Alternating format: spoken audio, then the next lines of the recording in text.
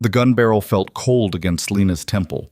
She could hear Victor's voice somewhere in the chaos, sharp, furious, ordering his men to stand down. But the stranger holding her hostage wasn't listening. "You made a mistake, little waitress," he whispered.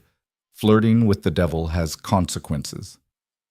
20 minutes ago, she'd been pouring coffee. Now she was bleeding, terrified, and realizing the handsome businessman who left generous tips was actually Chicago's most dangerous man. And his enemies? They'd been watching her for months. If you're intrigued, stay with me until the end. Hit that like button and comment with your city so I can see how far this story travels. Now, let's go back to where it all began.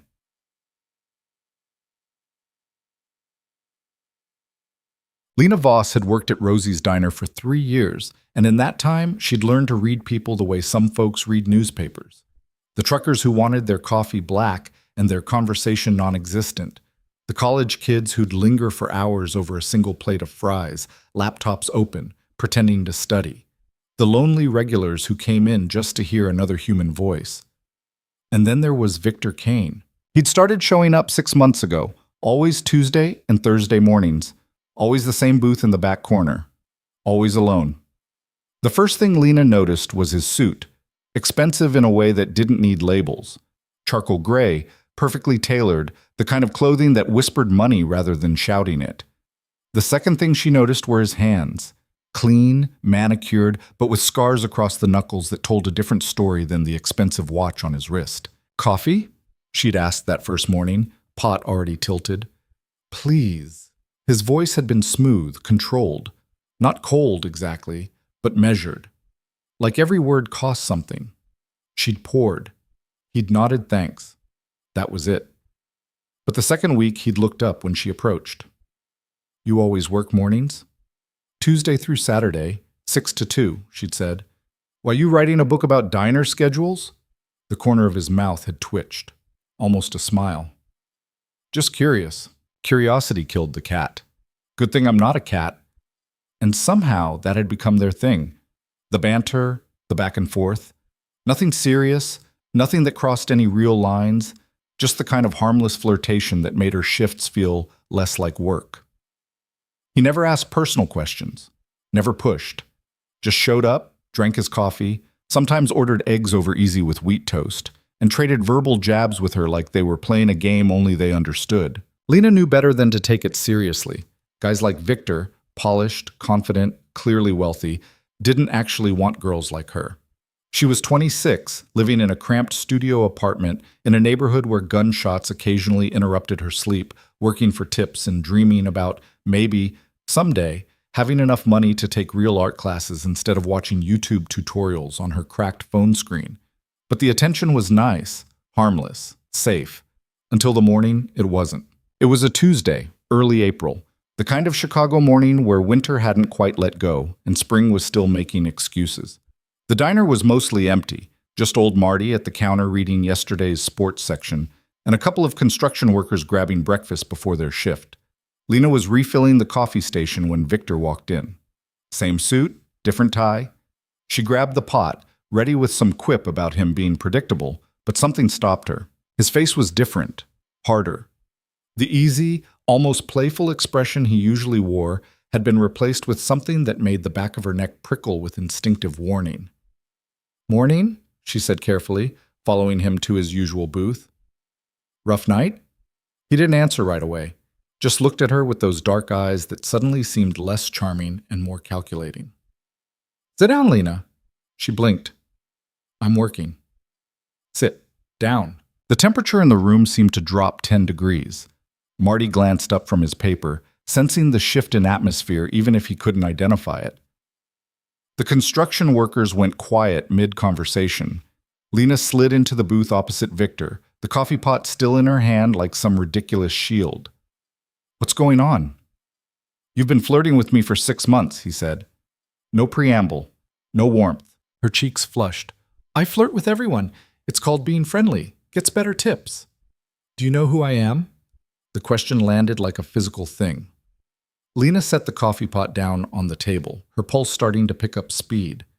"A guy who tips well and likes his eggs runny?" "My name is Victor Kane," He said it like it should mean something, like the syllables themselves carried weight. Lena searched her memory, trying to place it, and came up blank. Okay? Something flickered in his expression. Surprise, maybe. Or amusement. You really don't know. Should I? He leaned back, studying her with an intensity that made her want to squirm. I own property all over this city. Restaurants, clubs, businesses. Some of them legitimate, many of them not. The words took a second to fully register. When they did, Lena felt her stomach drop. You're saying you're… what, a criminal? I'm saying I'm a businessman who operates outside conventional frameworks, he paused. But yes, if you want the simple version, I'm a criminal. And not just any criminal, Lena. I'm the criminal, at least in this city. She should have stood up. Should have walked away. Maybe even called the cops. Though some instinct told her that would be spectacularly stupid. Instead, she just sat there trying to reconcile the man who joked about her terrible taste in music with what he was telling her now. Why are you telling me this? Because you need to understand something. He leaned forward, and there was nothing casual about him anymore.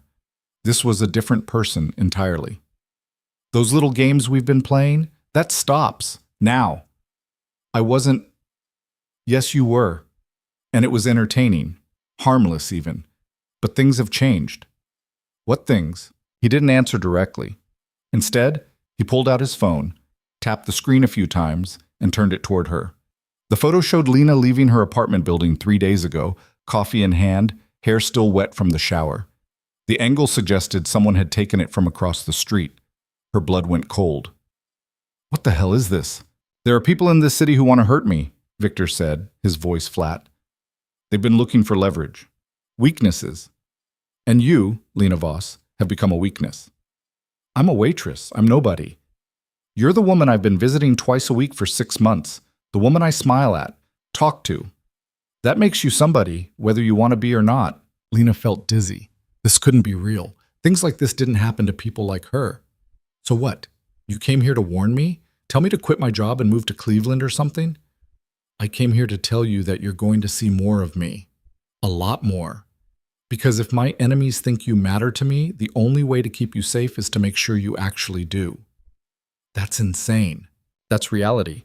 He stood up, dropping a $100 bill on the table. I'll pick you up after your shift, 2 o'clock. I'm not going anywhere with you. He looked down at her, and there was something in his eyes that wasn't quite pity, but wasn't far from it. Yes, you are. Because if you don't, you'll be dead by Friday. Then he walked out, leaving Lena sitting in the booth with her heart hammering against her ribs, and the construction workers staring at her like she'd just grown a second head. The rest of her shift passed in a blur. She went through the motions, pouring coffee, taking orders, forcing smiles, but her mind was somewhere else entirely. Victor Kane, a criminal, a dangerous man who apparently ran Chicago's underworld, whatever that meant, and somehow, impossibly, she'd become tangled up in his world without even realizing it. She thought about running, just grabbing her tips from the register and disappearing. But where would she go? She had $237 in her checking account, and no family closer than her aunt in Tucson who she hadn't spoken to in 4 years. At 1:45, she clocked out, changed out of her uniform in the tiny employee bathroom, pulling on jeans and a sweater that had seen better days. Her hands were shaking. Rosie, the diner's owner and Lena's closest thing to a friend in the city, caught her on the way out. You okay, hun? You've been acting weird all day. I'm fine, Lena lied. Just tired. That man who comes in regular? The one in the fancy suits? He bothering you? Lena's laugh came out strangled. Something like that? You want me to ban him? I don't care how much he tips. I won't have my girls harassed. The offer was sweet. Useless, but sweet. Thanks, Rosie. I'll handle it. Outside, the April air bit through her sweater. She scanned the street, half expecting to see Victor's sleek black car waiting, but there was nothing. Maybe he'd been bluffing. Maybe this was all some elaborate, twisted joke. Then a voice behind her said, "This way." She spun around.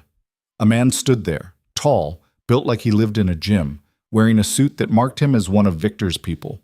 He nodded toward a black SUV parked at the curb, engine running. I can walk home, Lena said, hating how her voice shook. No, the man said simply. You can't. What choice did she have? She climbed into the SUV's back seat, and the man got in beside her. The driver pulled into traffic without a word. "Where are we going?" she asked. "Mr. Kane's office." "I thought he was picking me up." "Change of plans." They drove for 20 minutes, heading north into a part of the city Lena rarely visited. The buildings got nicer, the streets cleaner. Eventually, they pulled up in front of a high-rise that gleamed in the afternoon sun. The man escorted her through a lobby that looked like something from a magazine, into an elevator that required a key card to access the top floor. Victor's office could have housed her entire apartment building. Floor-to-ceiling windows overlooked the city. The furniture was modern, expensive, brutal in its simplicity. Victor stood at the window, phone pressed to his ear, speaking in what sounded like Russian. When he saw her, he ended the call without saying goodbye. "You came," he said. "Didn't seem like I had a choice." "You always have a choice, Lena, but some choices are smarter than others." He gestured to a leather chair facing his desk. "Sit." She sat. Felt small in the massive chair, which was probably the point. Victor moved around the desk, leaning against it casually. "I need you to understand the situation you're in. I understand you think I'm in danger because you decided to make me your regular conversation partner at breakfast. It's not about what I think, it's about what they know." He pulled up something on his computer, turned the monitor toward her. More photos. Lena at the grocery store. Lena at the laundromat. Lena meeting her friend Sarah for drinks 2 weeks ago. They've been watching you for a month, maybe longer, building a file, waiting for the right moment. Who's they? The Volkov organization, Russian mob, based out of the South Side. We've been at war for the better part of a year. I've cost them money, territory, people. They want revenge. Lena stared at the photos, nausea rising in her throat. "You brought this to me. Whatever this is, it's because of you." "Yes." The simple admission somehow made it worse. "So fix it. Tell them I'm nobody, that I don't matter." "I could do that," Victor said, "but they wouldn't believe me. And even if they did, they've already invested resources in watching you. They won't just walk away. They'll use you to send a message." "What kind of message?" He didn't answer. Didn't need to. The silence said enough. Lena pressed her palms against her eyes, trying to think. "What do you want from me?" "I want you to let me protect you." "How? By sticking me in some safe house somewhere, hiding me away while you do whatever it is you do?" "No, by keeping you close, making it clear that you're under my protection, that touching you means war." "Sounds like there's already war." "There's conflict," Victor corrected. "War is different. War is total, and that's what they'll get if they hurt you." Lena dropped her hands, looking at him directly. "Why me? You're telling me in 6 months of casual flirting, I became important enough to start a war over?" He was quiet for a long moment. Then, "I don't have many weaknesses, Lena. I've built my life to eliminate vulnerabilities, but you—" He shook his head. "You were supposed to be nothing. A distraction. Somewhere I could go twice a week and pretend to be normal. Just a guy getting coffee from a pretty waitress who gave as good as she got. But I started looking forward to it. Started thinking about what you'd say, how you'd react. Started watching you when you weren't watching me." He laughed, but there was no humor in it. "The Volkovs noticed before I did. That's insane. That's honest." Lena stood up, needing to move. She walked to the window, looked down at the city spreading out below. From up here, everything looked clean, organized, nothing like the messy reality she knew. "I can't do this. I can't be part of whatever sick world you live in. You're already part of it. Then I'll leave, tonight. I'll go somewhere they can't find me. They'll find you, and without me there to stop them, you'll disappear. No body, no trace, just another missing person that Chicago PD barely bothers to investigate." She turned to face him. "You don't know that." "Yes," Victor said quietly. "I do, because I've done it myself." The words hung in the air like poison. Lena felt her breath catch. "You've killed people. Many people. And you think that's supposed to make me trust you?" "I think it's supposed to make you understand who I am, what I'm capable of." He moved closer, not threatening, just present. "I've done terrible things, Lena. I'm not asking you to forgive them or forget them. But the same skills that make me dangerous to my enemies make me useful to you right now. I can keep you alive. I will keep you alive. Why? Why do you even care? Because he stopped, started again. Because for 6 months, you've been the only real thing in my life. Everything else is calculation, strategy, power plays and negotiations and violence. But you? You didn't know who I was, didn't want anything from me. You just smiled and poured coffee and made terrible jokes about my tie. My jokes aren't terrible. They're awful, he said. And for just a second, there was a flash of the man she'd thought she knew. The one who traded barbs over eggs and toast. But they made me feel human, and I'm not ready to lose that yet. Lena wanted to say something cutting, something that would put distance between them, make this all less real. But looking at him now, seeing past the expensive suit and the cold exterior to whatever was underneath, she couldn't find the words. What happens now? She asked instead. Now I take you home. You pack what you need, and you stay with me until this is over. Stay with you where? I have a penthouse, top floor of a building I own. Security, privacy, everything you need. A golden cage. A safe cage, he corrected. But yes, a cage nonetheless. Lena closed her eyes. Thought about her apartment with its leaky faucet and thin walls. Thought about Rosie's diner and her regular customers. Thought about the life she'd built, small and unremarkable as it was. And if I say no? Then I'll have my people watch you as best they can, but I can't guarantee your safety. And when something happens, not if, when, you'll wish you'd made a different choice. It wasn't really a choice, not in any meaningful way. But Lena found herself nodding anyway. How long? However long it takes. That's not an answer. It's the only one I have. Victor's driver took them to Lena's apartment in the old SUV, trailing a second vehicle that she tried not to think too hard about. The neighborhood looked different now, seeing it through the lens of danger. Every shadow held potential threat. Every parked car could be hiding someone. You lived here for how long? Victor asked, looking up at the building with barely concealed disdain.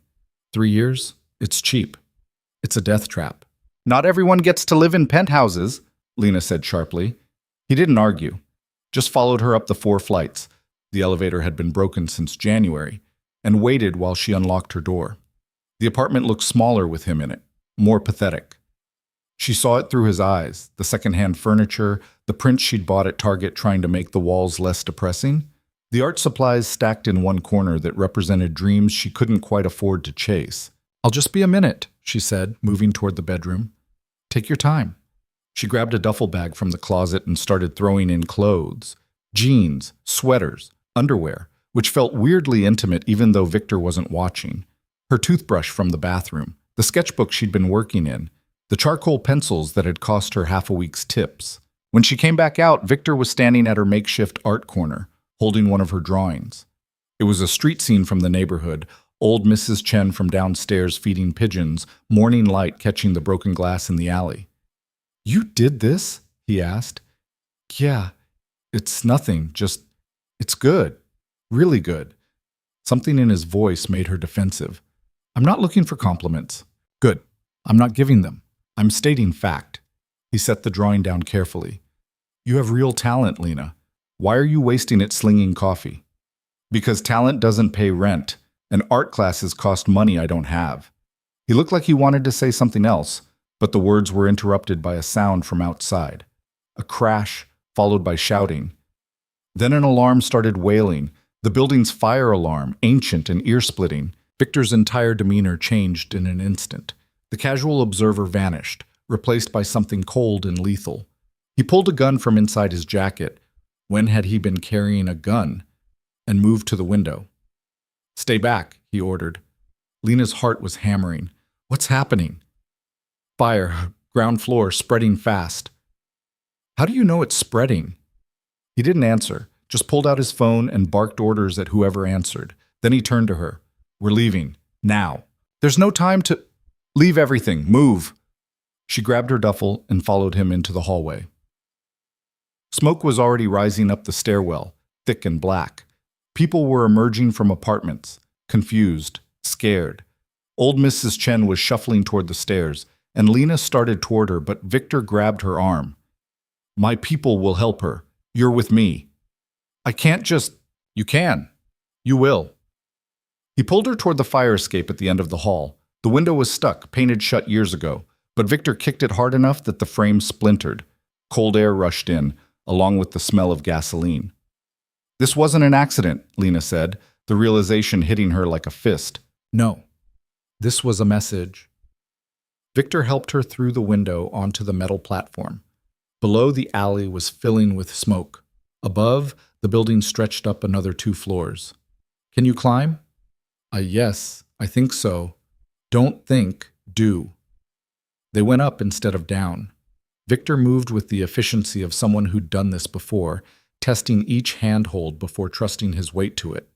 Lena followed, her hands shaking, trying not to look down at the growing flames below. They made it to the roof just as the first sirens reached the street. Victor's phone rang. He answered without taking his eyes off the building's perimeter. Status? Lena couldn't hear the response, but she saw Victor's jaw tighten. Get everyone out, he said. I don't care what it costs. No casualties. He ended the call and looked at Lena. The building's clear. Everyone made it out. My home, she said. The words felt distant, like they belonged to someone else. Everything I own is down there. You're alive. That's what matters. Is it? Because right now it feels like my life just burned up with my apartment. He moved closer, and there was something in his eyes that might have been regret. I'm sorry. I should have moved faster, should have anticipated. Don't, Lena cut him off. Don't apologize like you're not the reason this happened. You brought this to my door. You and your war and your enemies who apparently think burning down buildings is an acceptable way to make a point. You're right. The simple admission deflated her anger. She'd expected arguments, justifications. Instead, he just stood there, soot-streaked and armed, accepting responsibility like it was just another weight to carry. A helicopter appeared over the neighboring building. Not police. Something private. It circled once before landing on the roof, and a man in black tactical gear jumped out, gesturing for them to board. Your chariot, Victor said dryly.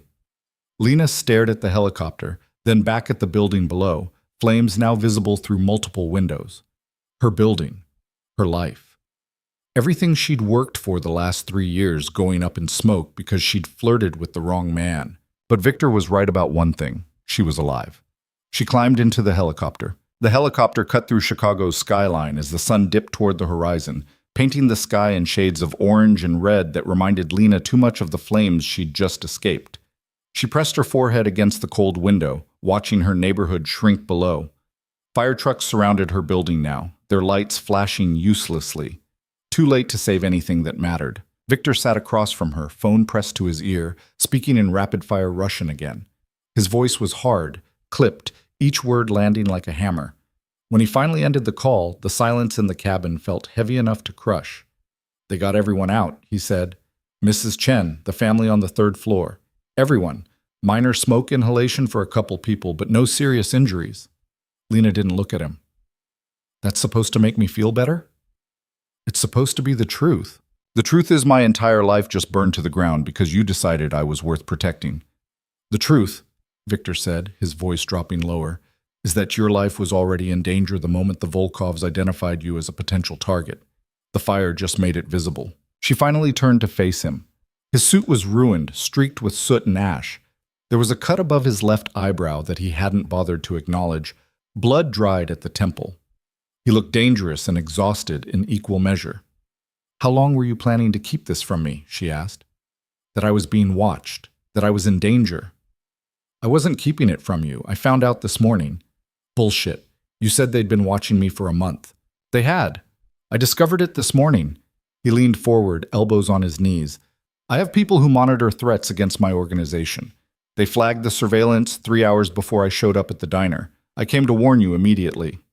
How noble. It wasn't noble. It was necessary. His jaw tightened. You want me to apologize for caring whether you live or die? Fine. I'm sorry. I'm sorry that 6 months of coffee and conversation made you matter to me. I'm sorry that my enemies are smart enough to notice. I'm sorry that your building is burning because I didn't move fast enough, but I'm not sorry that I'm keeping you alive. The helicopter began its descent. Below, A building rose from the Gold Coast like a glass and steel monument to wealth Lena couldn't begin to comprehend. The pilot's voice crackled through the headset she'd forgotten she was wearing, announcing their arrival. They landed on the roof. Victor's bodyguard, the same man who'd collected her from the diner, though she still didn't know his name, was waiting with two others, all armed, all watching the surrounding rooftops like they expected sniper fire at any moment. "Clear?" Victor asked. "Clear, sir." "Buildings locked down. No unauthorized access since 0600. Victor nodded and gestured for Lena to follow. They took a private elevator that required both a keycard and a fingerprint scan. The descent was smooth, silent, and ended at a set of double doors that opened into what could only be described as obscene luxury. The penthouse was all clean lines and floor-to-ceiling windows, offering a view of the city that made Lena feel like she was floating above reality. The furniture was modern and minimal, the kind of expensive that didn't need to show off. Everything was in shades of gray and black and white, clinical in its perfection. "Guest room is down the hall, second door on the left," Victor said, shrugging out of his ruined jacket. "You'll find clothes in the closet. I had someone stock it this afternoon." Lena stared at him. "You had someone stock a closet with clothes for me before you even knew if I'd agree to come here?" "I knew you'd agree. You're smart enough to recognize when you don't have a choice." "That's not the same as agreeing." "No," he acknowledged. "It's not." She wanted to throw something at him. The smug certainty in his voice, the way he'd orchestrated all of this, like she was just another piece on his chessboard. But she was too tired, too overwhelmed by everything that had happened in the last 6 hours. So instead, she just picked up her duffel bag, the only thing she owned now, and walked down the hall. The guest room was bigger than her entire apartment had been. The bed could have slept 4 people comfortably. The closet Victor had mentioned was actually a walk-in that contained more clothes than she'd owned in her entire life. Jeans in her exact size, sweaters, blouses, even pajamas. Everything still had tags attached. She grabbed a set of sleep clothes and headed for the bathroom. The shower had multiple heads and controls she didn't understand, but she managed to get hot water running. She stood under the spray for a long time, watching ash and soot swirl down the drain, trying not to think about how the smell of smoke had embedded itself in her hair, her skin, her lungs. When she finally emerged, wrapped in a towel that probably cost more than her weekly paycheck, she found a bag sitting on the bed that hadn't been there before. Inside were her art supplies, the sketchbook and charcoals she'd thrown in her duffel, but also tubes of paint, new brushes, a portable easel, professional grade paper. Thousands of dollars worth of materials she'd never been able to afford. She found Victor in the kitchen, standing at the counter with a tumbler of amber liquid that was definitely not coffee. He changed into dark slacks and a white shirt, sleeves rolled to his elbows. The cut above his eyebrow had been cleaned but not bandaged. "You went back," Lena said, holding up one of the paint tubes, "to my apartment before the fire spread. I had someone retrieve what they could from your art corner. Most of it survived." He took a drink. "Consider it an apology for destroying everything else." "I don't want your guilt gifts." "Then consider it an investment. You said talent doesn't pay rent. Maybe it's time to find out if that's true." Lena set the paint tube down on the counter harder than necessary. "I don't need you to save me, Victor. Not from fires, not from poverty, not from my own choices." "No," he agreed. "You need me to keep you alive. Everything else is optional." "Is it? Because from where I'm standing, it feels like you're trying to buy me. Fancy penthouse, expensive clothes, art supplies I've been dreaming about for years. What's next? A car? Jewelry? A nice little bank account so I'll forget that you ruined my life?" His expression didn't change, but something shifted in his eyes. Something that looked almost like hurt before it disappeared behind his usual mask. "You think that's what this is?" "I don't know what this is. That's the problem." He set his glass down, moved closer. Not threatening, just present in a way that made the kitchen feel smaller. "This is me trying to mitigate the damage my existence has caused to yours. You lost your home today because of me. I can't give it back, but I can give you tools, resources, a chance to do something more than survive. And what do you get out of it? The satisfaction of knowing you're not just safe, but equipped to build whatever life you want when this is over." "When this is over," Lena repeated. "You keep saying that like it's inevitable, like there's an end point." "There is." Either the Volkovs back down, or I eliminate them as a threat. Either way, the war ends. And how many people die in the meantime? Victor's silence was answer enough. Lena turned away, staring out at the city lights. From up here, Chicago looked peaceful. Beautiful, even. All the ugliness hidden by distance and darkness. I don't know how to do this, she said quietly. I don't know how to be the person someone starts a war over. You don't have to be anyone except yourself. That's what made you a target in the first place. He paused. The Volkovs expected me to have weakness hidden somewhere. A mistress, maybe. Someone I kept locked away, pampered and protected. Instead, they found a waitress who didn't know who I was, who treated me like I was normal. That confused them, made them wonder what you knew that made you valuable. But I don't know anything. Exactly. Which means they'll have to work harder to figure out what I'm protecting. And in the meantime, I get to keep you safe. Lena turned back to face him. You're using me as bait. I'm using the situation to my advantage, he corrected. There's a difference. Is there? Before he could answer, his phone buzzed. He glanced at the screen, and whatever he saw there made his expression go cold. I need to take this. Don't leave the penthouse. Don't go near the windows after dark. And don't open the door for anyone except me or Mikhail. Who's Mikhail? The man who brought you to my office, my head of security. He was already moving toward his office. There's food in the kitchen.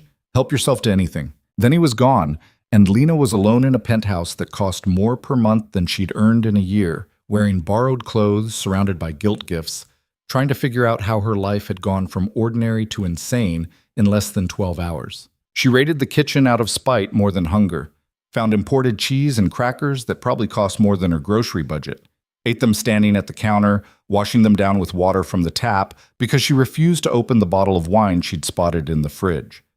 She wasn't going to drink his expensive alcohol, wasn't going to make herself comfortable in his world. But when she finally went back to the guest room, she couldn't help pulling out the new sketchbook. The paper was thick, textured, the kind she'd only ever touched in art stores when no one was watching. She opened to the first page, picked up a piece of charcoal, and started drawing. The image that emerged was her building, not as it had been in life, but as it burned. Flames eating through windows, smoke billowing into the April sky. She drew Mrs. Chen on the sidewalk, wrapped in a blanket someone had given her, watching her home die. Drew the firefighters who'd arrived too late. Drew the shadows of people she'd lived near for 3 years, but never really known. She was adding the last details when she heard footsteps in the hall.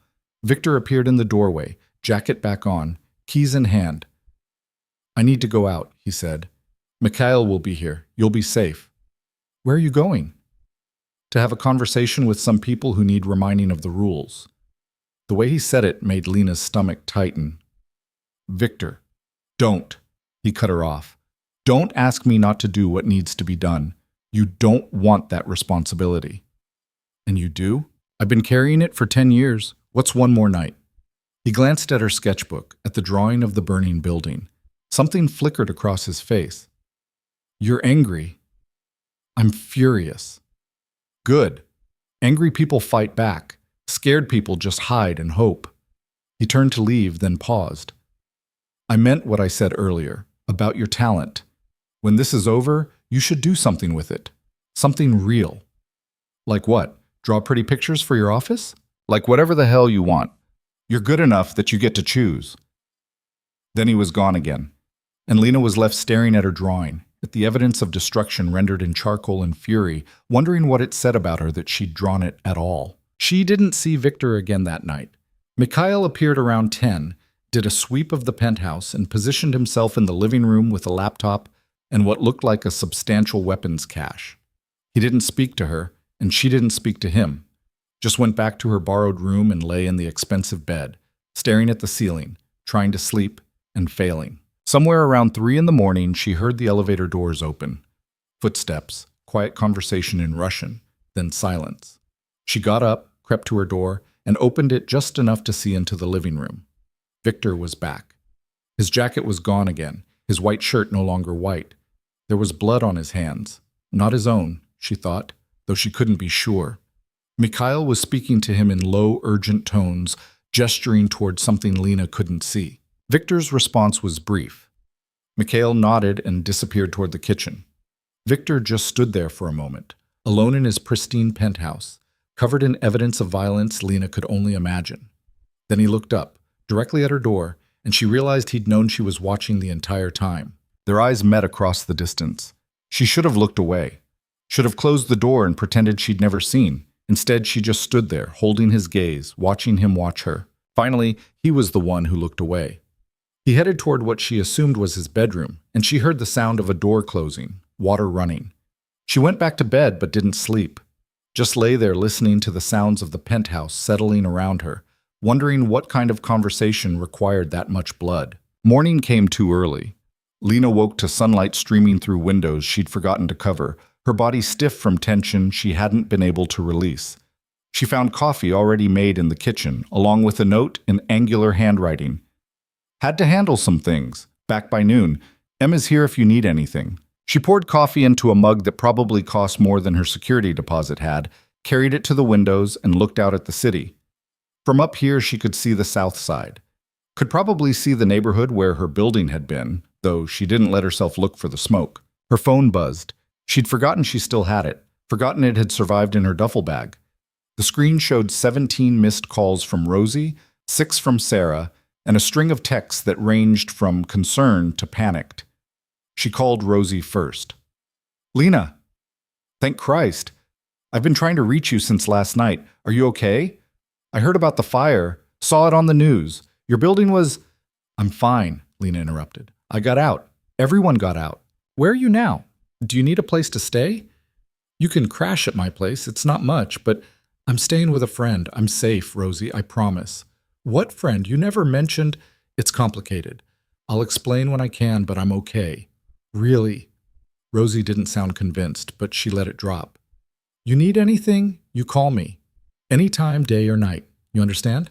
"I understand. Thank you." The call with Sarah was harder. Sarah had known Lena since college, had been there through the worst of her early 20s when money was even tighter and hope even scarcer. She'd know Lena was lying the moment she tried. "Where are you?" Sarah demanded before Lena could even say hello. "I went by your building this morning. They're not letting anyone in. The whole place is condemned. Lena, what the hell happened?" "There was a fire. I don't know how it started." "Bullshit! The news is saying it was arson, that someone deliberately torched the ground floor. Who would do that?" "I don't know." "Lena, I really don't know, Sarah. And I can't talk about it right now. I just needed to let you know I'm alive and safe." "Safe where?" "With someone who can help." "That's not an answer." "It's the only one I have right now." There was a long silence on the other end. Then Sarah said quietly, "You're scaring me." "I'm scaring myself," Lena admitted. "But I promise I'll explain everything when I can. Just trust me for now?" "I always trust you. That's not the problem. The problem is you never ask for help, and now you won't even tell me what's going on." "I know. I'm sorry. I have to go." She ended the call before Sarah could protest, then immediately felt guilty. But what was she supposed to say? That she was hiding in a mobster's penthouse because she'd accidentally made herself a target by flirting with the wrong man? That her life had turned into something out of a crime novel, except the violence was real and the fear was suffocating, and she didn't know how to make any of it stop? Mikhail appeared in the kitchen doorway. Up close, Lena could see he was probably in his 40s, with a face that had seen too many fights and eyes that missed nothing. "You need something?" he asked in heavily accented English. "Information," Lena said. "What happened last night, after Victor left?" "Mr. Kane had business to handle." "What kind of business requires coming home covered in blood?" Mikhail's expression didn't change. "The kind you don't ask about." "I'm asking anyway." He studied her for a long moment, like he was trying to decide whether she was brave or stupid. Finally, he said, "The people who burned your building needed to understand that actions have consequences. Mr. Kane explained it to them." "Explained how?" "Thoroughly." The word landed like a stone. Lena set her coffee down, her hands suddenly unsteady. "Did he kill anyone?" "You really want to know?" "Yes." "No," Mikhail said. "He didn't. But he made sure they understood what would happen if they tried again. Sometimes the threat is more effective than the execution." "You sound like you're quoting him." I've worked for Mr. Kane for 8 years. You learn to think like him after a while. Lena moved to the windows again, needing space. How does someone end up doing what he does? What you do? Different reasons. Different paths. Mikhail leaned against the counter, arms crossed. You want to know about Mr. Kane specifically? Would you tell me if I asked? Some of it. The parts that matter. He paused. He was 17 when his father died. Car bomb meant for someone else, but the result was the same. His mother followed 6 months later.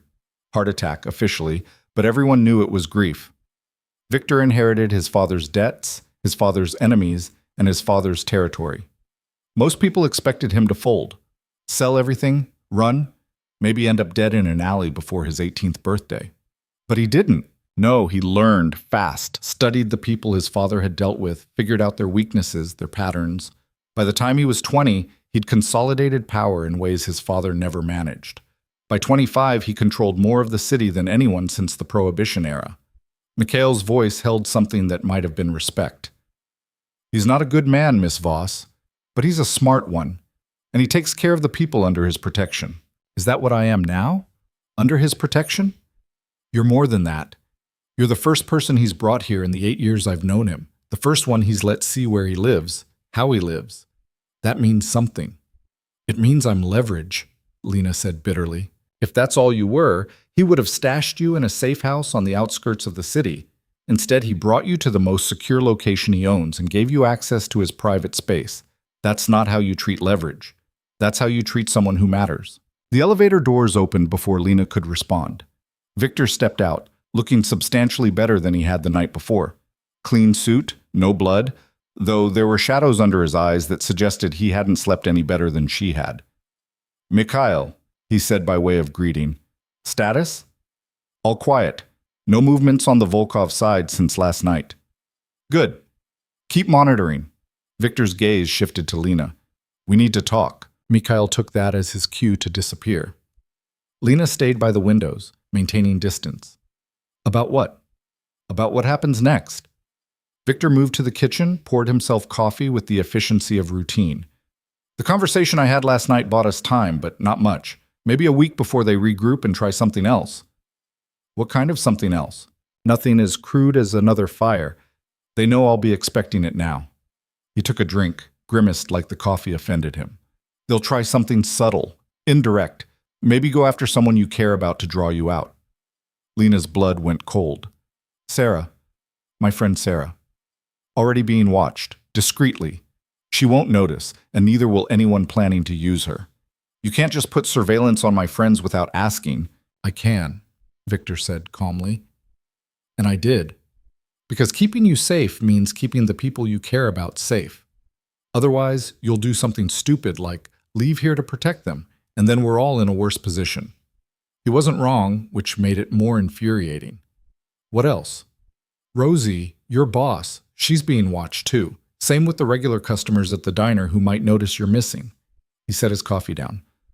I know it feels invasive. It is invasive, but it's necessary. Everything you do is necessary, isn't it? Every violation, every manipulation, all just part of keeping people safe. Yes, Victor said simply. That's exactly what it is. Lena wanted to argue, but the exhaustion was catching up to her.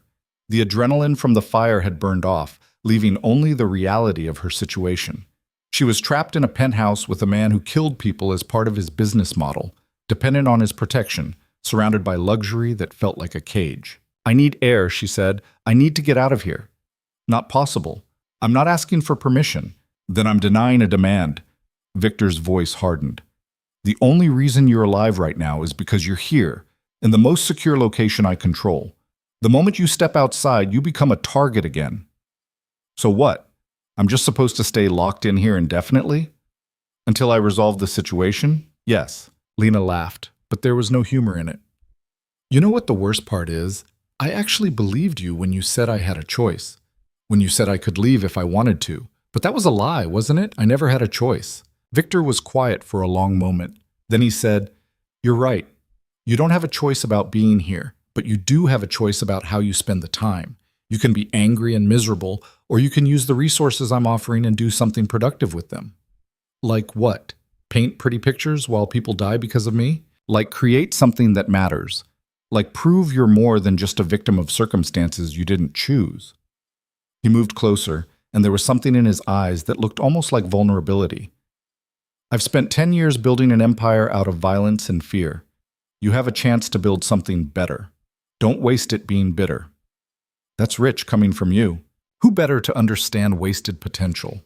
He turned toward his office. I have work to do. Mikhail will be here if you need anything. Don't do anything stupid. He disappeared into his office, leaving Lena alone with her anger and her fear, and the uncomfortable realization that he might actually be right. She spent the rest of the day in the guest room, alternating between sketching and pacing and trying not to think about how her entire world had been reduced to borrowed space in a criminal's home. The art supplies Victor had given her sat in the corner, untouched except for the charcoal she'd used the night before. Looking at them made her furious and grateful in equal measure, which only made everything more confusing. Around 7, there was a knock on her door. She opened it to find Victor standing there, still in his suit but with the tie loosened, looking as tired as she felt. "Dinner," he said. "I ordered from an Italian place. It's better than anything I could cook, and I thought you might be hungry." "I'm not." "Lena," I said, "I'm not hungry." He studied her face, and something in his expression softened. "I know you hate this. I know you hate me, but you still need to eat." "Why do you care?" "Because I'm responsible for you now, whether you like it or not." He paused. "Please, just eat something. If not for yourself, then to save me the guilt of watching you waste away out of spite." Despite everything, that almost made her smile. "You don't strike me as someone who wastes time on guilt." "Then you don't know me as well as you think you do." She followed him to the kitchen, where he'd set out containers of pasta and bread and salad. They ate in silence for a while, the tension between them thick enough to choke on. But the food was good, and she realized she actually was hungry, and slowly some of the anger drained away, leaving only exhaustion. "How long has it been?" she asked finally. "Since you brought someone here." Victor looked up from his plate. "Never. You're the first." Mikhail said, "Mikhail talks too much."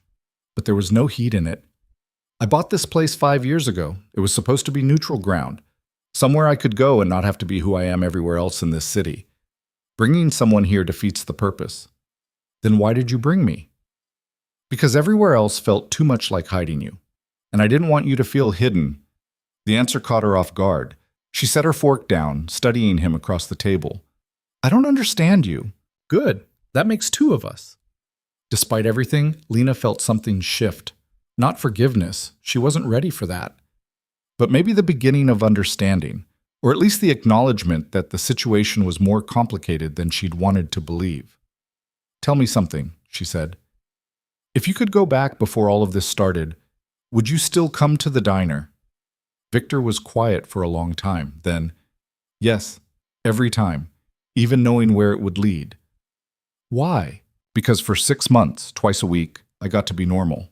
And that was worth whatever comes after." Lena didn't have an answer to that. So she just went back to her pasta, and Victor went back to his, and they finished dinner in a sequence that felt less hostile and more like 2 people trying to figure out how to exist in the same impossible space. 3 days passed in a strange kind of limbo. Lena learned the rhythms of the penthouse. Victor leaving before dawn, the sound of Mikhail's boots in the hallway, the quiet hum of the city 40 floors below. She painted because there was nothing else to do, because keeping her hands busy kept her mind from spiraling.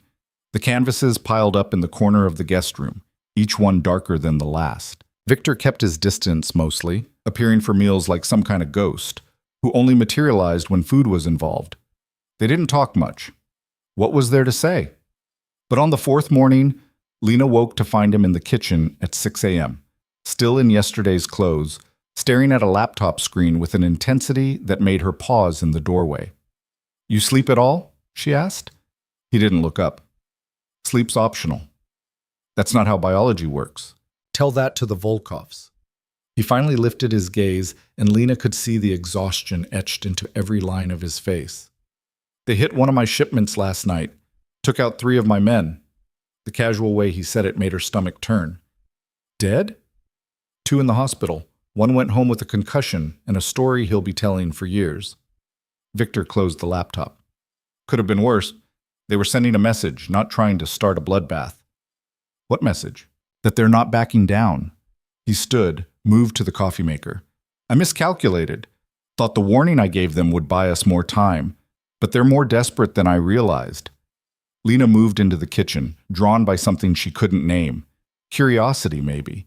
Or the need to understand the man who'd upended her entire world. What happens now? Now I escalate. He poured coffee with hands that were perfectly steady despite the exhaustion.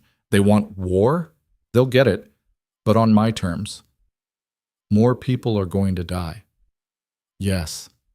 The simplicity of the answer was somehow worse than any justification would have been. Lena leaned against the counter, watching him. How do you live with it? Knowing that people die because of decisions you make? Victor was quiet for a long moment, staring into his coffee like it held answers. You want the truth or the version that makes me sound less like a monster? Truth. I don't think about it. Can't afford to. The moment I start questioning every choice, weighing every life, I become ineffective. And in this world, ineffective means dead. He looked at her directly. But if you're asking if it bothers me, if I lie awake at night counting bodies, the answer is yes, every single one. Then why do it? Because the alternative is worse. I didn't choose this life, Lena. I inherited it, and by the time I was old enough to walk away, I had 300 people depending on me for their livelihoods. Families, kids who needed food and rent money and a future that didn't involve getting gunned down in the street. You think I can just abandon that? You could go legitimate, use your money, your influence, and leave a power vacuum that gets filled by someone worse than me? He shook his head. I've thought about it, spent years thinking about it, but every time I run the numbers, map out the scenarios, it ends the same way. People die. More people than if I stay and maintain control. Lena wanted to argue, to point out the flaws in his logic, but she couldn't, because somewhere in the twisted arithmetic of his world, he might actually be right. That's a convenient way to justify never changing. It's the reality I live in. He set his coffee down, moved closer. You think I like this? You think I enjoy being the person people fear? I'm 32 years old, Lena. Most people my age are worried about mortgages and whether they'll make partner. I'm worried about which of my enemies will try to kill me this week. You could have walked away from the diner. From me. Before any of this started. Yeah, he said quietly. I could have, should have, but I didn't want to. The admission hung between them, heavy with implications neither of them was ready to explore. Before Lena could respond, Mikhail's voice cut through the tension. Mr. Kane, we have a problem. Victor's entire demeanor shifted, exhaustion replaced by cold focus. What kind of problem? The Volkovs made contact. They want to meet. When? Tonight, neutral ground. They're proposing Dimitri's. Victor's jaw tightened. That's not neutral ground. Dimitri owes them money. I know, which is why I told them to pick somewhere else. And? They said it's Dimitri's or nothing. You don't show. They consider it an admission of weakness. Lena watched the exchange, trying to follow the subtext. This is a trap, she said. Even I can see that. Of course it's a trap, Victor said. The question is what kind? He turned to Mikhail. Get me everything we have on Dimitri's. Layout, exits, sight lines. I want to know every possible way this goes wrong. Already on it. Mikhail hesitated. You're really going? Don't have a choice. I don't show, they'll interpret it as fear. Word gets out that I'm afraid, and every two-bit crew in the city will think they can take a shot at me. So you walk into a trap to prove you're not scared? Lena heard herself say. That's insane. That's leadership. Victor was already moving toward his office. Mikhail, I want 4 teams positioned around the perimeter. Nothing obvious, but ready to move if things go sideways. And get Alexei on the phone. I need to know what the Volkovs have been buying lately. Mikhail nodded and disappeared. Lena followed Victor into his office, unable to stop herself. You can't seriously be considering this. I'm not considering it. I'm doing it. He pulled up a map on his computer, studying it with the focus of a general planning a battle. Dimitri's is in Volkov territory, which means they'll be comfortable. Overconfident, probably. That gives me an advantage. Or gets you killed. Possibly. He glanced at her. You worried about me?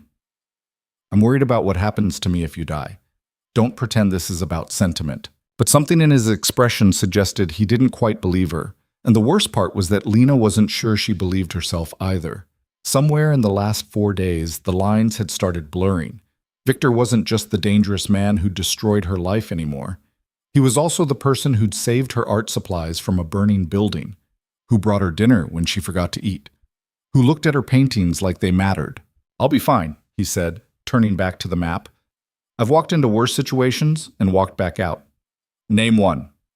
3 years ago, the Bratva tried to muscle in on my territory, set up a meeting to discuss terms, then had 16 men waiting to ambush me. I went in alone, walked out with a treaty that's held ever since. How? By being smarter than they expected and more ruthless than they were prepared for. He zoomed in on a section of the map. The Volkovs aren't the Bratva. They're sloppier, more emotional. They'll make mistakes. Lena moved closer, looking at the screen. Dimitri's appeared to be a restaurant, 2 stories, lots of windows. What if they don't make mistakes? What if this is the one time everything goes exactly according to their plan? Victor looked at her then, really looked at her, and something in his expression softened. "Then Mikhail will get you somewhere safe. I've already made arrangements." "I don't want arrangements. I want—" She stopped, not sure how to finish that sentence. What did she want? For him to not go? For this entire situation to be different? For her life to go back to normal, even though normal had been grinding poverty and unfulfilled dreams? "You want me to be careful," Victor finished for her. "I will be. I promise. Your promises don't mean much when you're walking into a trap. They're all I've got to offer." He held her gaze, and Lena felt something shift in her chest. Fear, yes, but also something else. Something that felt dangerously close to caring whether this man lived or died, independent of what it meant for her own survival. "This is stupid," she said, but the words came out softer than she intended. "Most of what I do is stupid. You get used to it." He went back to his planning, and Lena went back to the guest room, trying to convince herself that the knot in her stomach was just anxiety about her own situation and nothing more. The rest of the day crawled by. Victor spent hours in his office, door closed, voice occasionally rising in Russian, as he coordinated whatever nightmare scenario he was walking into. Mikhail came and went, each time looking grimmer. Around 4, 2 more men showed up, both armed, both wearing the same expression of controlled tension that Mikhail wore. Lena tried to paint but couldn't focus, tried to read one of the books from Victor's shelf but couldn't make the words stick. Finally, she just sat by the window and watched the city, trying not to think about what tonight might bring. At 6, Victor emerged from his office wearing a different suit, this one dark enough to hide bloodstains. The thought made Lena's stomach turn. "You're really doing this," she said. "I'm really doing this." He was checking a gun, movements efficient and practiced. The casual way he handled the weapon should have terrified her. Instead, it just made everything feel more real. "What do I do if you don't come back?" "Mikhail has instructions. He'll take you somewhere safe, set you up with new identification, enough money to start over somewhere the Volkovs can't reach you." "That's not what I asked." Victor looked up from the gun. "What are you asking, Lena?" She didn't know. Didn't have words for the tangle of fear and anger and something else that had been building in her chest for days. "Just come back," she said finally. "Don't make me spend the rest of my life wondering what happened. I'll come back." He holstered the gun, moved closer. "I've survived a lot worse than a meeting with some desperate Russians." "You don't know that." "No," he admitted. "But I'm choosing to believe it anyway." Then he was gone, taking Mikhail and the 2 other men with him, leaving Lena alone in the penthouse with instructions not to go near the windows and an emergency number she was supposed to call if anything went wrong. The next 3 hours were the longest of Lena's life. She paced. Made coffee she didn't drink, started a painting and abandoned it. The silence of the penthouse pressed down on her, broken only by the ticking of a clock she hadn't noticed before and the distant sounds of the city below. At 9:30, her phone buzzed with a text from an unknown number.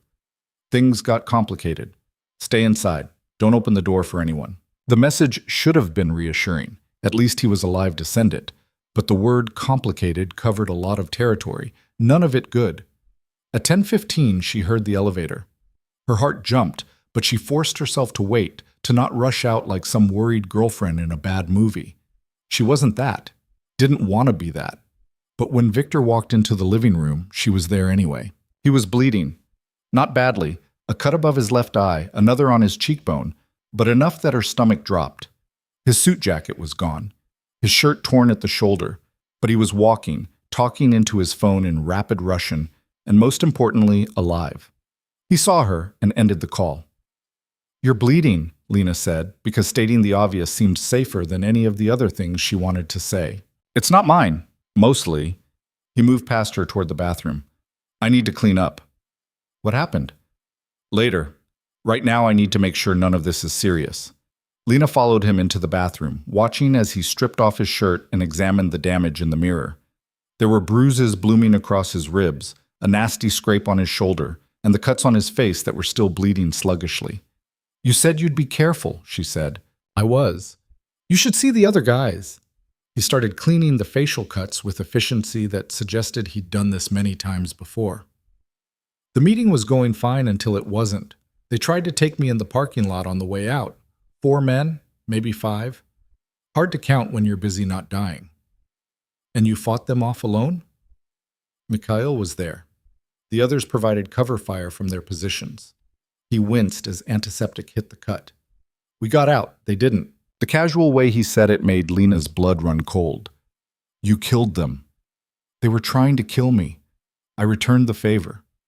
He met her eyes in the mirror. "You want me to apologize for surviving?" "I want you to—" She stopped, not sure what she wanted. For him to be different? For the violence to mean something instead of just being another Tuesday night? "I want this to be over." "So do I." He turned to face her, and the exhaustion was back in his eyes, heavier than before. But it's not. If anything, it just got worse. How is that possible? Because the Volkovs weren't trying to negotiate tonight. They were trying to send a message to their own people. Show that they're not afraid of me, that they can strike at me directly. He moved past her, heading for the bedroom. "I need to change. Then we need to talk about what comes next." Lena waited in the living room, her mind racing. The violence she'd been trying to ignore, trying to keep at arm's length, had just walked through the door wearing Victor's face. This was real. People had died tonight, and more would die tomorrow or the next day, or whenever the next escalation came. When Victor reappeared, he was wearing clean clothes and looked slightly more human, though the bruises on his face were already darkening. He poured himself a drink, offered her one. She took it. "The Volkovs are planning something big," he said without preamble. "I got that much from the conversation before it went sideways. They've been buying explosives, military-grade equipment. Whatever they're planning, it's not going to be subtle. Can't you just, I don't know, call the police? Turn them in? For what? Having explosives isn't illegal if you have the right permits, and they're smart enough to have paperwork. And even if the cops could touch them, it would just delay the inevitable. Someone else would step up, take their place, and the cycle would start over. So what's your plan? End it. Permanently." He took a drink, grimaced. "I've been trying to avoid all-out war, but they're not giving me a choice. So I'm going to hit them where it hurts. Take out their revenue streams, their supply lines, their key people. Make it impossible for them to function. That's going to take time. 3, maybe 4 days if I'm efficient." He looked at her. "Which means you need to stay here, stay safe, stay out of sight. No contact with anyone outside this building. No calls, no texts, nothing that could give away your location." "I'm already a prisoner. You're just making the cage smaller." "I'm keeping you alive." His voice hardened.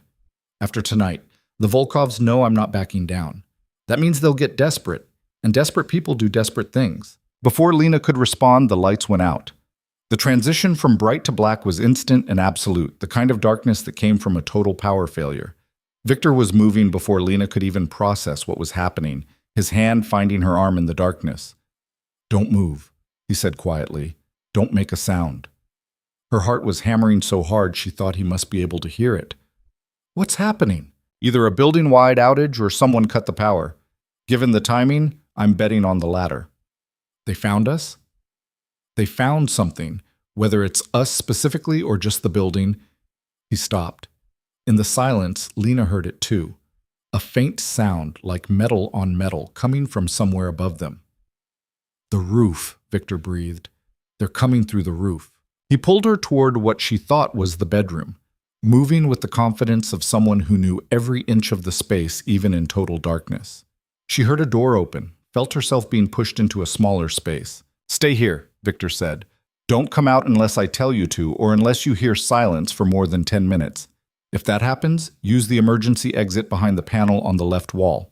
It leads to a service tunnel. Follow it to the end. It'll come out 2 blocks away. Mikhail knows the location." "Where is Mikhail?" "On his way." I triggered the alert when the power cut. He pressed something into her hand, a phone, she realized. "If I don't come back, call the number that's already dialed. Tell them Victor's package needs extraction. They'll handle the rest." "Victor, no time. Stay quiet. Stay hidden. Stay alive." Then he was gone, and Lena was alone in the darkness of what she now realized was a panic room, listening to sounds she couldn't identify and trying not to imagine all the ways this could end. She heard voices, muffled by the walls but definitely there. Russian, harsh and urgent. Then gunfire. Sharp cracks that made her flinch even through the reinforced walls. More voices, closer now. Something heavy hit the floor above her head. The silence that followed was somehow worse than the noise. Lena counted seconds, then minutes, trying to breathe quietly, her hand white-knuckled around the phone Victor had given her. At the 5-minute mark, she heard movement. At 6 minutes, someone spoke. Victor's voice, rough but alive, saying something in Russian that sounded like an order. At 7 minutes, the panic room door opened. Lena nearly screamed before she recognized Victor's silhouette against the emergency lighting that had kicked on in the hallway. He was breathing hard, and there was fresh blood on his hands, but he was standing. "It's clear," he said. "You can come out." She stepped into the hallway and immediately wished she hadn't. There were bodies, 3 of them, sprawled in positions that suggested violent ends. Victor's pristine penthouse looked like a war zone. Furniture overturned, bullet holes in the walls, glass everywhere. "They broke through the roof access," Victor said, following her gaze. "Rappelled down the side of the building, cut through the reinforced glass. They were good. I'll give them that. Just not good enough." Mikhail appeared from the stairwell, gun drawn, 2 more men behind him. He took in the scene and swore in Russian. "Where the hell were you?" Victor demanded. "They hit 3 other buildings at the same time. Diversions.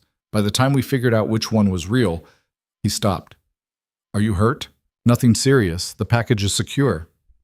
Victor wouldn't look at Lena when he said it, like reducing her to a code word made the situation more manageable. "But we can't stay here. They know the location now." "I have a safe house prepared, 20 minutes outside the city." "No, too far, too exposed." Victor was already moving, thinking, planning. "The warehouse on Morgan Street. It's defensible, and we have supplies there." "That's a business location. If they track us there..." "They won't. It's registered under 6 layers of shell companies. Even if they dig, it'll take days to connect it to me." He finally looked at Lena. "Get what you need from the guest room. We're leaving in 5 minutes." Lena didn't argue. She grabbed her duffel, never fully unpacked, she realized now, some part of her always expecting to run, and the art supplies she'd been using. It felt absurd, taking paintings when people had just died in the next room, but they were all she had left of herself. When she came back out, the bodies were gone. She didn't ask where. Didn't want to know. They took the service elevator down to the parking garage, where 2 black SUVs were waiting with engines running. Mikhail put Lena in one, Victor in the other. "Security protocol," she heard someone say. "Don't make yourself an easy target." The drive through Chicago streets felt surreal, like watching a movie of her own life. The city she'd lived in for years suddenly felt foreign, dangerous. Every car could be a threat. Every shadow could be hiding an enemy. The warehouse on Morgan Street was exactly what it sounded like. A massive industrial building in a neighborhood that had seen better decades. But inside, Victor had created something that was part fortress, part living space. There were actual beds, a kitchen, supplies stacked in organized rows. This was a place designed for exactly this kind of emergency. "How long have we been preparing for this?" Lena asked. "I've been preparing for this my entire life," Victor said. "You've been preparing for it since the moment I walked into that diner." They set up in what passed for a living area, a section of the warehouse that had been walled off and furnished with furniture that looked like it had been salvaged from various hotels. Mikhail posted guards at every entrance, ran security checks on the perimeter. The emergency had stripped away any pretense of civility. This was war now, and everyone knew it. Lena found herself in a room that was less a bedroom and more a storage area with a cot, but it had a door and a window, barred and reinforced, but still a window. She sat on the cot, still holding her duffel bag, trying to process everything that had happened in the last few hours. Victor appeared in the doorway. He looked worse in the fluorescent lighting, the bruises darker, the cuts more vivid, but his eyes were alert, calculating. "I'm sorry," he said. "For what? The attack? The bodies? The fact that my life is now defined by running from one secure location to another? All of it." He stepped into the room, closed the door behind him.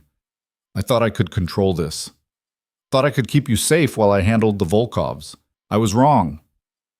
So what now? Now I stop trying to minimize damage and start trying to end it." He sat down on the only chair, wincing as his ribs protested. "Tomorrow, I'm going to make the Volkovs an offer. They can back down and leave Chicago, or I can destroy everything they've built. Their choice. And if they choose wrong, then I follow through." He looked at her directly. "I need you to understand what that means. It means I'm going to hurt people, kill people, do things that you can't unhear or unsee or forget. And when it's over, you're going to look at me and see a monster." Lena thought about the bodies in the penthouse, the blood on Victor's hands, the casual way he talked about death like it was just another business transaction. "I think I already do," she said, "but I also see the person who saved my art supplies, who brings me dinner, who looks exhausted because he's carrying the weight of 300 families on his shoulders. Those things don't cancel each other out." "No," she agreed. "They don't. You're both people at the same time, the monster and the man, and I don't know what to do with that." Victor stood up, moved toward the door. "You don't have to do anything with it, just survive it. When this is over, you can walk away and never think about me again. Start fresh somewhere. Use those art supplies to build the life you should have had all along." "And what will you do?" "Go back to being the person everyone fears. It's what I'm good at." He left before she could respond, and Lena was alone again in a room that wasn't hers, in a building that smelled like oil and concrete, hiding from people who wanted to kill her because she'd smiled at the wrong man 6 months ago. She lay down on the cot, staring at the ceiling, and wondered if Victor was right. If when this was over, she'd be able to walk away and forget. If the art supplies and the new life would be enough to erase the memory of gunfire and blood and the look in his eyes when he talked about the violence to come. Somehow, she doubted it. Sleep didn't come. Lena lay on the cot listening to footsteps echoing through the warehouse, voices speaking in Russian, the occasional crackle of a radio. Somewhere around 3 in the morning, she gave up pretending and went looking for coffee. The makeshift kitchen was just a corner with a hot plate, a microwave that looked older than she was, and instant coffee that tasted like burnt regret. She was stirring in powdered creamer when Mikhail appeared, moving silent as a cat despite his size. "Can't sleep?" he asked. "Can you?" "Not in 15 years. He poured his own cup, didn't bother with creamer. "You get used to it, the adrenaline, the waiting. Eventually your body just accepts that rest is a luxury." Lena leaned against the concrete wall, the cold seeping through her borrowed sweater. "How long have you known? That it would come to this?" "Since the beginning. The Volkovs don't negotiate. They either win or they burn everything trying." He took a drink, grimaced. Mr. Kane kept hoping he could contain it, keep the war limited, minimize casualties. But you can't negotiate with people who see compromise as weakness. "So what happens now?" Mikhail was quiet for a moment, staring into his coffee like it held answers. "Now Mr. Kane does what he does best. He removes the problem. By killing more people, by ending a conflict that would have killed dozens if it dragged on for months." He looked at her directly. "I know you don't like the violence. Most decent people don't. But decent people also don't have to make the choices he makes. They get to keep their hands clean and judge from a distance." "That's not fair." "No," Mikhail agreed. "But it's true. You think he likes this? You think he wanted to spend tonight killing 3 men in his own home? He's trying to keep you alive, keep his people alive. Sometimes that requires becoming the monster everyone already thinks he is." Before Lena could respond, Victor's voice cut through the warehouse. "Mikhail, we've got movement." Mikhail was gone before Lena could blink, moving toward the surveillance area Victor had set up. She followed, ignoring the voice in her head that said she should stay hidden, stay safe. Victor stood in front of a bank of monitors showing various angles of the warehouse perimeter. On one screen, 3 cars had pulled up to the fence line, their headlights dark. Men were getting out, at least a dozen of them, all armed. "They tracked us," Victor said, his voice flat. "Faster than I expected." "How?" Mikhail demanded. "Does it matter? They're here." Victor was already moving, pulling weapons from a locker, distributing them to the men who'd appeared from various corners of the warehouse. "We hold the building. They want to fight? We give them one they won't forget." Lena felt her pulse spike. "There's too many of them. You said this place was secure." "Secure doesn't mean impenetrable." Victor handed Mikhail a rifle, checked his own weapon with practiced efficiency. "We have the advantage of position and preparation. They're coming into our territory." "They also have numbers and the element of surprise," Lena shot back. "This is suicide." Victor finally looked at her, and there was something in his eyes that looked almost like apology. "This is survival, and we're better at it than they are." He turned to his men, started issuing orders in Russian. Lena caught fragments, positions, fields of fire, fallback points. This was military strategy happening in real time, and she was standing in the middle of it, useless and terrified. "You," Victor said, focusing on her. "Back room, now. There's a reinforced safe room in the northwest corner. Mikhail will show you. I'm not hiding while you—" "Yes, you are. Because if they get past us, if they get to you, all of this was for nothing." He grabbed her arm, not rough, but firm. "Please, Lena. I can't fight them and worry about you at the same time." Mikhail was already at her other elbow, pulling her toward the back of the warehouse. She let herself be led, hating every step, hating that she was the reason this was happening, hating that she couldn't do anything to help. The safe room was a steel box welded into the corner, barely big enough for 2 people. Mikhail pushed her inside, handed her a phone. "Same protocol as before. 10 minutes of silence, you run. The exit is behind that panel." He pointed to what looked like a solid wall. "Push the 3rd rivet from the bottom. It releases." "Mikhail, take care of him," Mikhail said. "After this is over.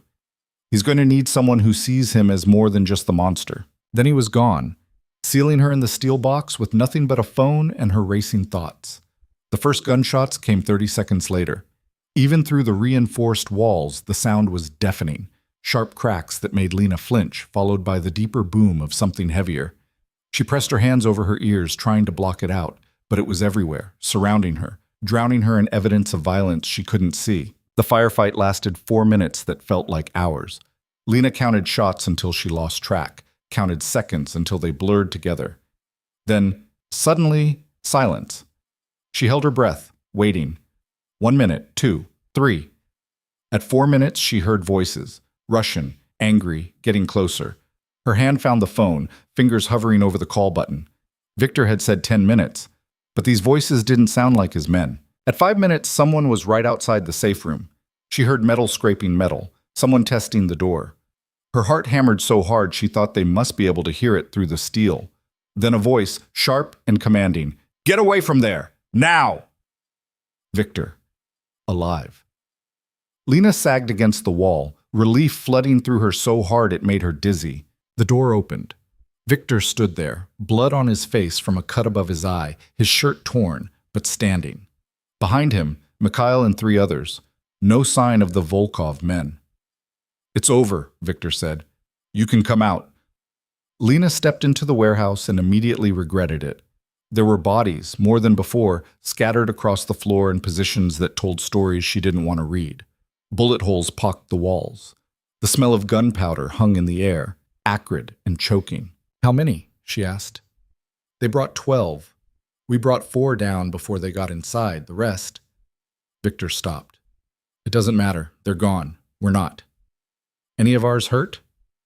Anton took a round in the shoulder. "He'll live. The rest of us are just bruised and pissed off." Victor was already moving, directing his men to secure the perimeter, clean up the evidence. "But we can't stay here. They'll send more." "Where do we go?"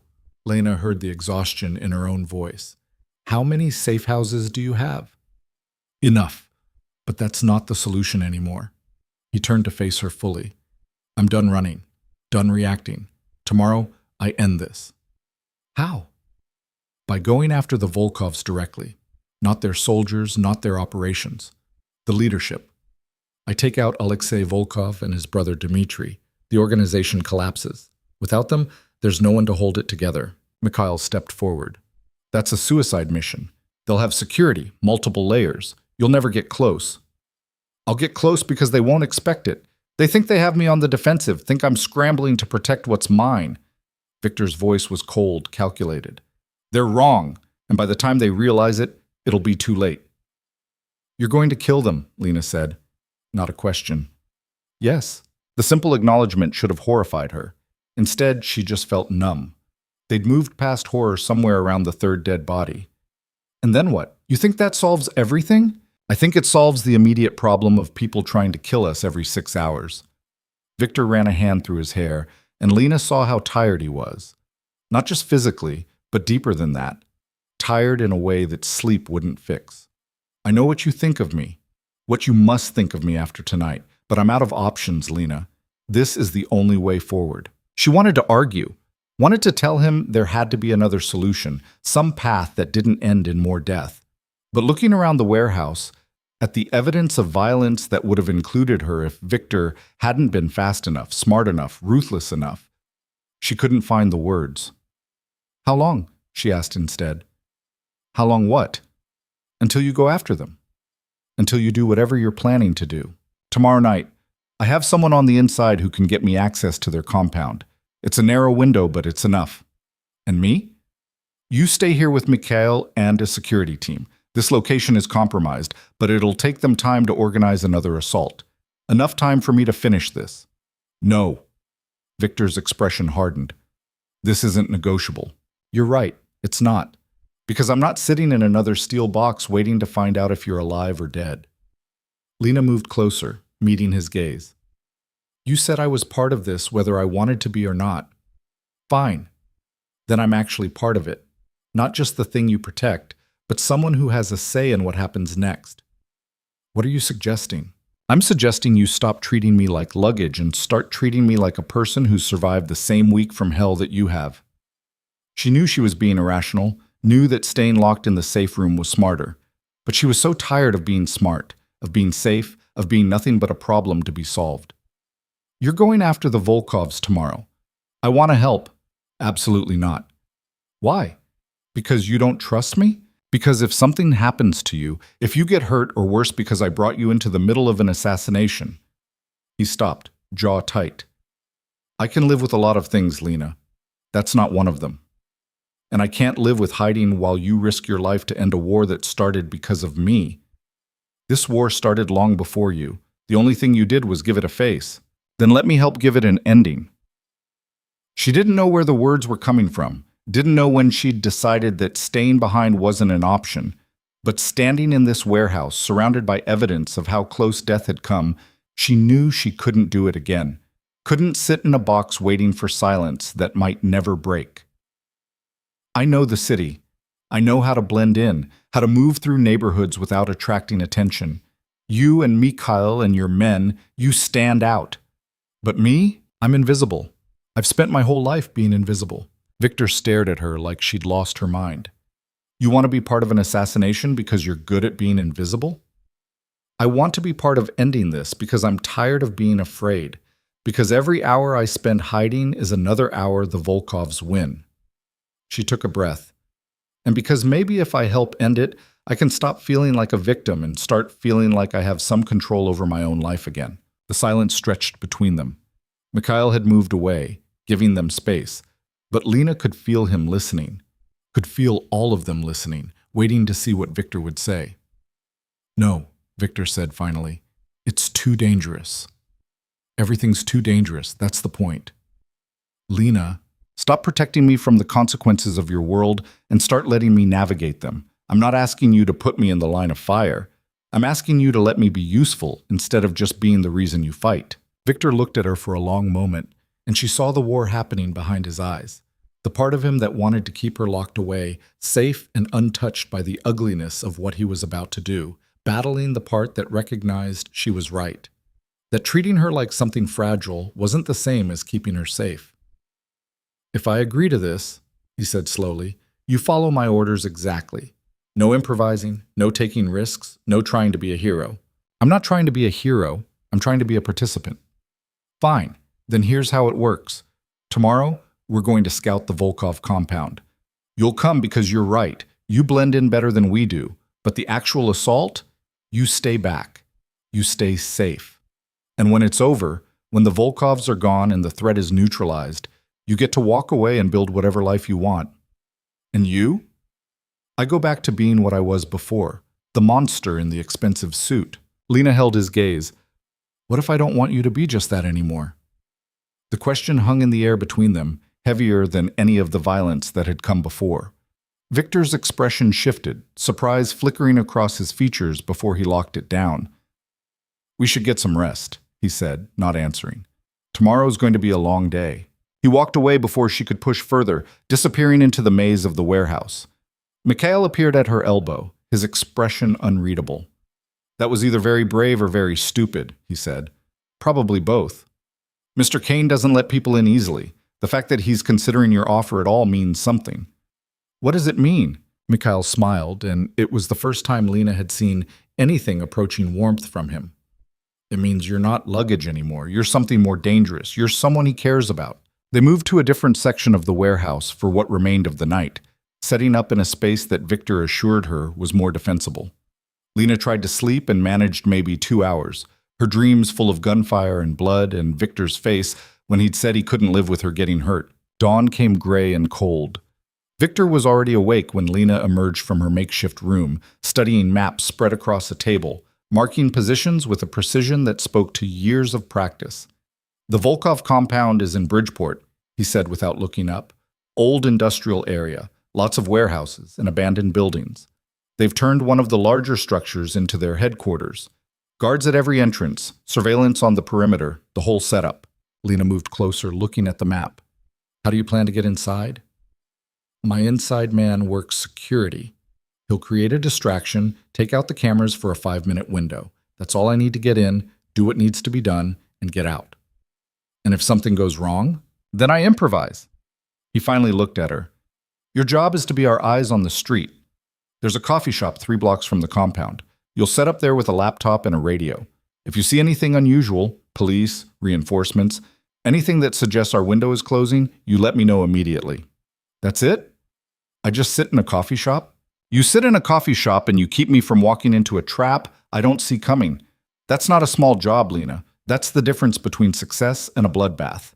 She studied the map, tracing the streets with her finger. "What time?" "We leave at 4. The meet is at 7, after dark. Gives us time to position everyone, run through the plan one more time. And if it works? If you actually pull this off. If it works, the Volkov organization collapses within 48 hours. Their operations fall apart. Their territory gets absorbed by smaller crews and the threat to you disappears." He rolled up the map. "You get your life back." "What about you? What do you get?" Victor's laugh was bitter. "Peace, maybe. For a little while.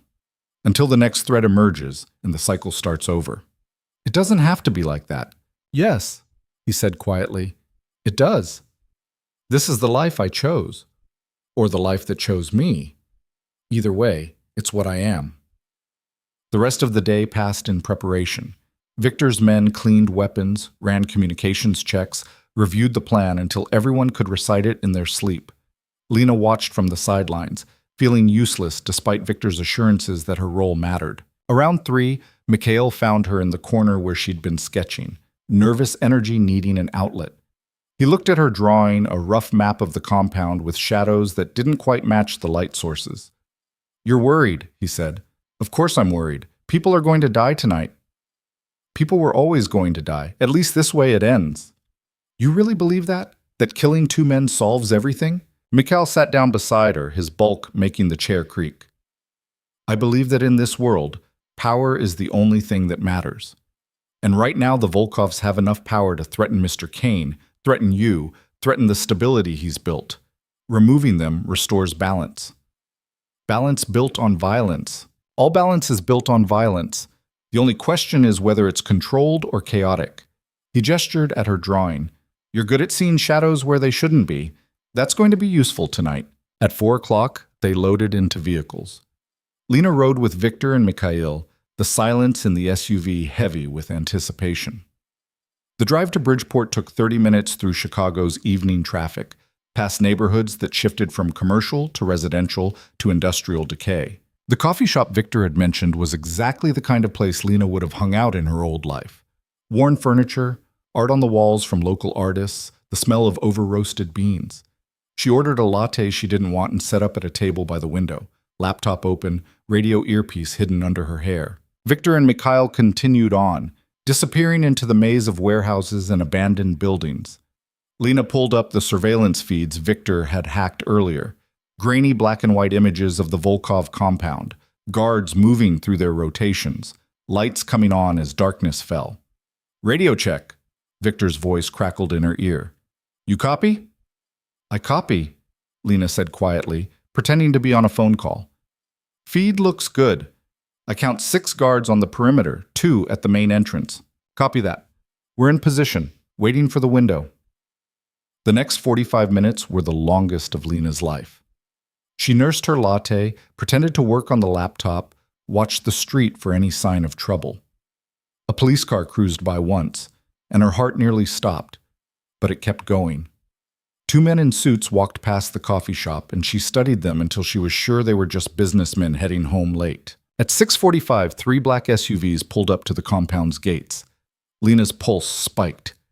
Victor, you seen this? 3 vehicles just arrived. I see them. That's the Volkov brothers and their inner circle, right on schedule. A pause. This just got easier or a lot more complicated. How so? All the primary targets are about to be in the same building. Either we end this tonight with one strike, or we're walking into a room full of people who want us dead. Can you pull this off? About to find out. Stand by. On the surveillance feed, Lena watched the guards at the gate checking IDs, waving the SUVs through. The vehicles disappeared into the compound, and for a moment, everything was still. Then the lights went out. The entire compound went dark, emergency lighting kicking on a second later but providing only dim illumination. On the feed, Lena could see guards scrambling, pulling weapons, moving toward the main building. Windows open, Victor's voice said. Going in. Lena's hands tightened on the laptop, watching the feeds like her life depended on it, which, in a way, it did. She saw movement, shadows that might have been Victor and his team, or might have been guards, impossible to tell in the low light. Then gunfire. Muzzle flashes lighting up the darkness, sharp and brief. Shouting, in Russian and English. More shots. Victor, Lena said into the radio. Victor, what's happening? Static. Then, situation's contained. Stand by. Contained didn't tell her anything. Didn't tell her if he was hurt, if the plan was working, if any of this was worth the cost. She watched the feeds, counting shadows, counting shots, trying to read a story from images that told her nothing. 5 minutes passed. The gunfire stopped. The guards on the perimeter were moving toward the main building now, responding to something Lena couldn't see. Then Victor's voice. It's done. Package is secured. All targets neutralized. Neutralized. The word was clinical, empty of the reality it represented. Men were dead. The Volkov brothers. Their inner circle, however many others had been in that building. Copy that, Lena said, her voice steadier than she felt. Perimeter guards are converging on your position. You've got maybe 3 minutes before they breach. More than enough. Moving to extraction point now.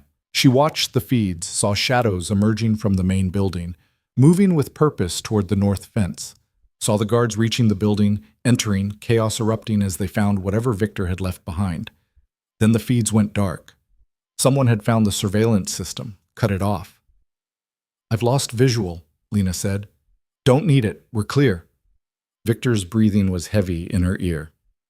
Stay put, Mikhail's coming to get you, 3 minutes. Lena closed the laptop, left money on the table for the latte, and walked outside on shaking legs. The street looked normal, cars passing, people heading home from work, the city indifferent to the violence that had just unfolded 3 blocks away. She could hear sirens in the distance, growing closer. Mikhail's SUV pulled up to the curb exactly 3 minutes later. She climbed in, and they drove away at a normal speed, just another vehicle in Chicago's evening traffic. "Where's Victor?" she asked. "Different vehicle, security protocol. We'll meet him at the rendezvous." The rendezvous turned out to be another warehouse, this one on the north side. Victor was already there when they arrived, standing in the middle of an empty space, staring at nothing. His hands were clean. He'd washed them somewhere. But there was blood on his collar, his cuffs, evidence he hadn't bothered to hide. Lena walked up to him slowly, like approaching a wounded animal. "Is it over? The Volkovs are dead. All of them. The organization will tear itself apart fighting over the scraps." He finally looked at her, and his eyes were empty. "It's over. You did it. I did something. Whether it was the right thing remains to be seen." He moved past her, heading for a door at the back of the warehouse. "You should get some rest. Tomorrow, we'll start figuring out what comes next." But Lena caught his arm, stopped him. "Victor." He turned back, and for the first time since she'd known him, he looked truly vulnerable, like the armor had cracked, and something human was showing through. "Thank you," she said, "for keeping me alive." "That's what I do, keep people alive." "No," Lena corrected. "That's what you did tonight. There's a difference." He held her gaze for a long moment, and something passed between them that Lena couldn't name. Understanding, maybe, or recognition, or just the shared knowledge that they'd survived something that should have killed them both. "Get some rest," he said again, quieter this time. "We'll talk in the morning." This time, she let him go. Morning came with the kind of silence that follows violence, the world holding its breath to see what would rise from the ashes. Lena woke in yet another unfamiliar room, this one cleaner than the warehouse, but just as temporary. For a moment, she couldn't remember where she was or why her entire body ached like she'd been running for days. Then it all came back. The compound, the gunfire, Victor's voice saying it was over. She found him in what passed for a living room, sitting on a worn couch with a laptop, monitoring news feeds. The television was on mute, showing aerial footage of the Bridgeport warehouse surrounded by police tape and emergency vehicles. "They're calling it a gang war," Victor said without looking up. "Rival factions, internal dispute, the usual story the media tells when they don't want to dig deeper." Lena sat down beside him, watching the footage. "How many?" "7 confirmed dead. The Volkov brothers, 3 of their lieutenants, 2 guards who were in the wrong place." He closed the laptop. "Could have been worse. Could have been you. Could have been both of us." He finally looked at her, and the emptiness from last night was still there, lurking behind his eyes. "I've been doing this for 15 years, Lena. Last night was the first time I walked into a situation thinking about what would happen to someone else if I didn't walk back out. That's called caring about people. Most humans do it. Most humans don't have body counts." "No," she agreed, "but most humans also don't take on an entire criminal organization to keep someone safe." Victor stood up, moved to the window. Dawn light was breaking over Chicago, painting the sky in shades of gold and pink that seemed obscene, given everything that had happened. "The Volkov organization is already fracturing. My contacts tell me 3 different crews are fighting over territory, and the police are using the chaos to sweep up anyone stupid enough to be visible. Within a week, they'll be gone entirely." "And you? What happens to you?" "I go back to business, clean up the mess, rebuild what got damaged, make sure everyone knows the war is over and we won." He turned back to face her. "And you get to leave, like I promised." The words should have brought relief, freedom, safety, the chance to reclaim her life. Instead, Lena felt something twist in her chest. "Just like that? Just like that. I'll set you up with new identification if you want it, money to start over wherever you choose. You could be in Seattle by tomorrow, Miami by the weekend, anywhere that's not Chicago and not my problem anymore." "Is that what I am? Your problem?" "You know what I mean." "Do I?" Lena stood up, moved closer. "Because from where I'm standing, it sounds like you're trying to get rid of me as fast as possible now that I'm not useful anymore." Victor's jaw tightened. "That's not... I'm trying to give you your life back. The one you had before I destroyed it. My life before was pouring coffee for people who didn't see me and going home to an apartment I could barely afford. You didn't destroy that, you interrupted it." She took a breath. "And yeah, the interruption involved fires and guns and more fear than I ever want to experience again. But it also involved someone seeing me. really seeing me. Not just the waitress with the quick smile, but the person underneath. Lena, I'm not finished. You spent weeks telling me I was in danger, that I needed protection, that my life depended on staying close to you. And now that the danger's gone, you're just going to ship me off somewhere and go back to being the feared kingpin? She shook her head. That's not how this works. Then tell me how it works. Because I don't know. Victor's composure cracked, frustration bleeding through.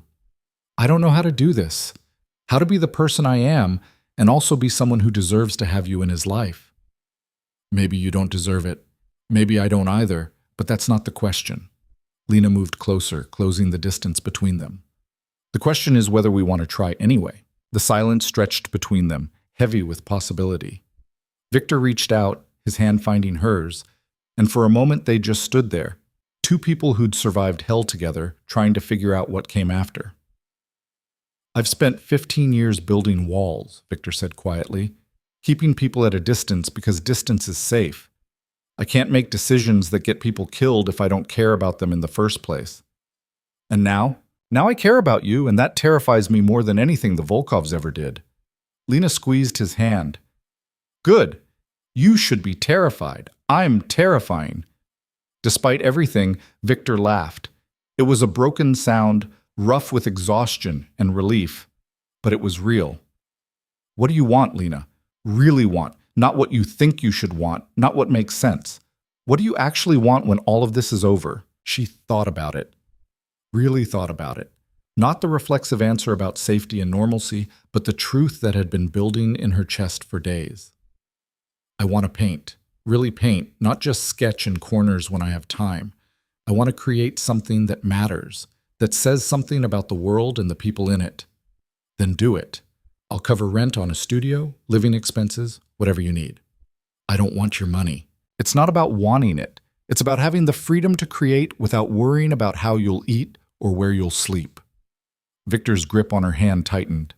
Let me give you that, not because I'm trying to buy you or assuage my guilt, but because I want to see what you create when you're not limited by poverty and fear.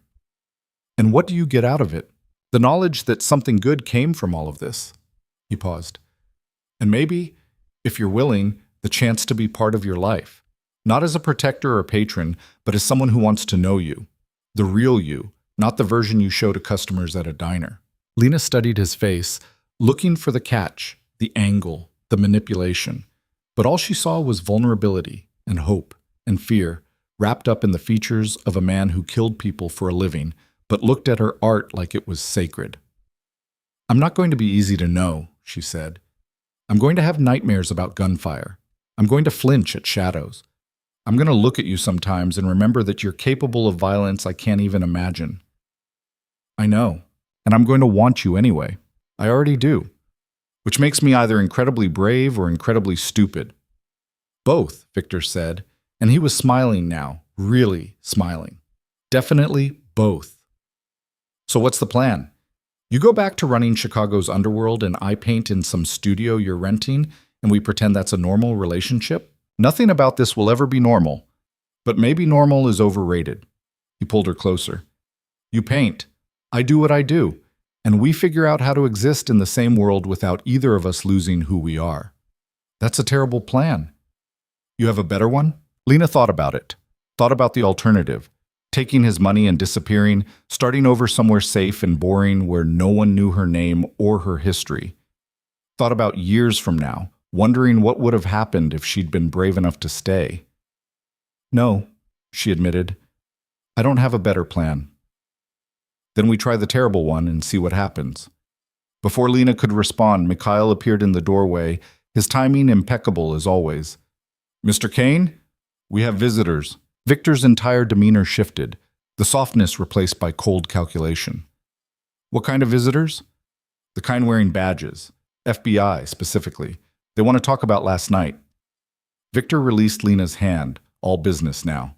How many? 2 agents. They're waiting downstairs, very polite, very insistent.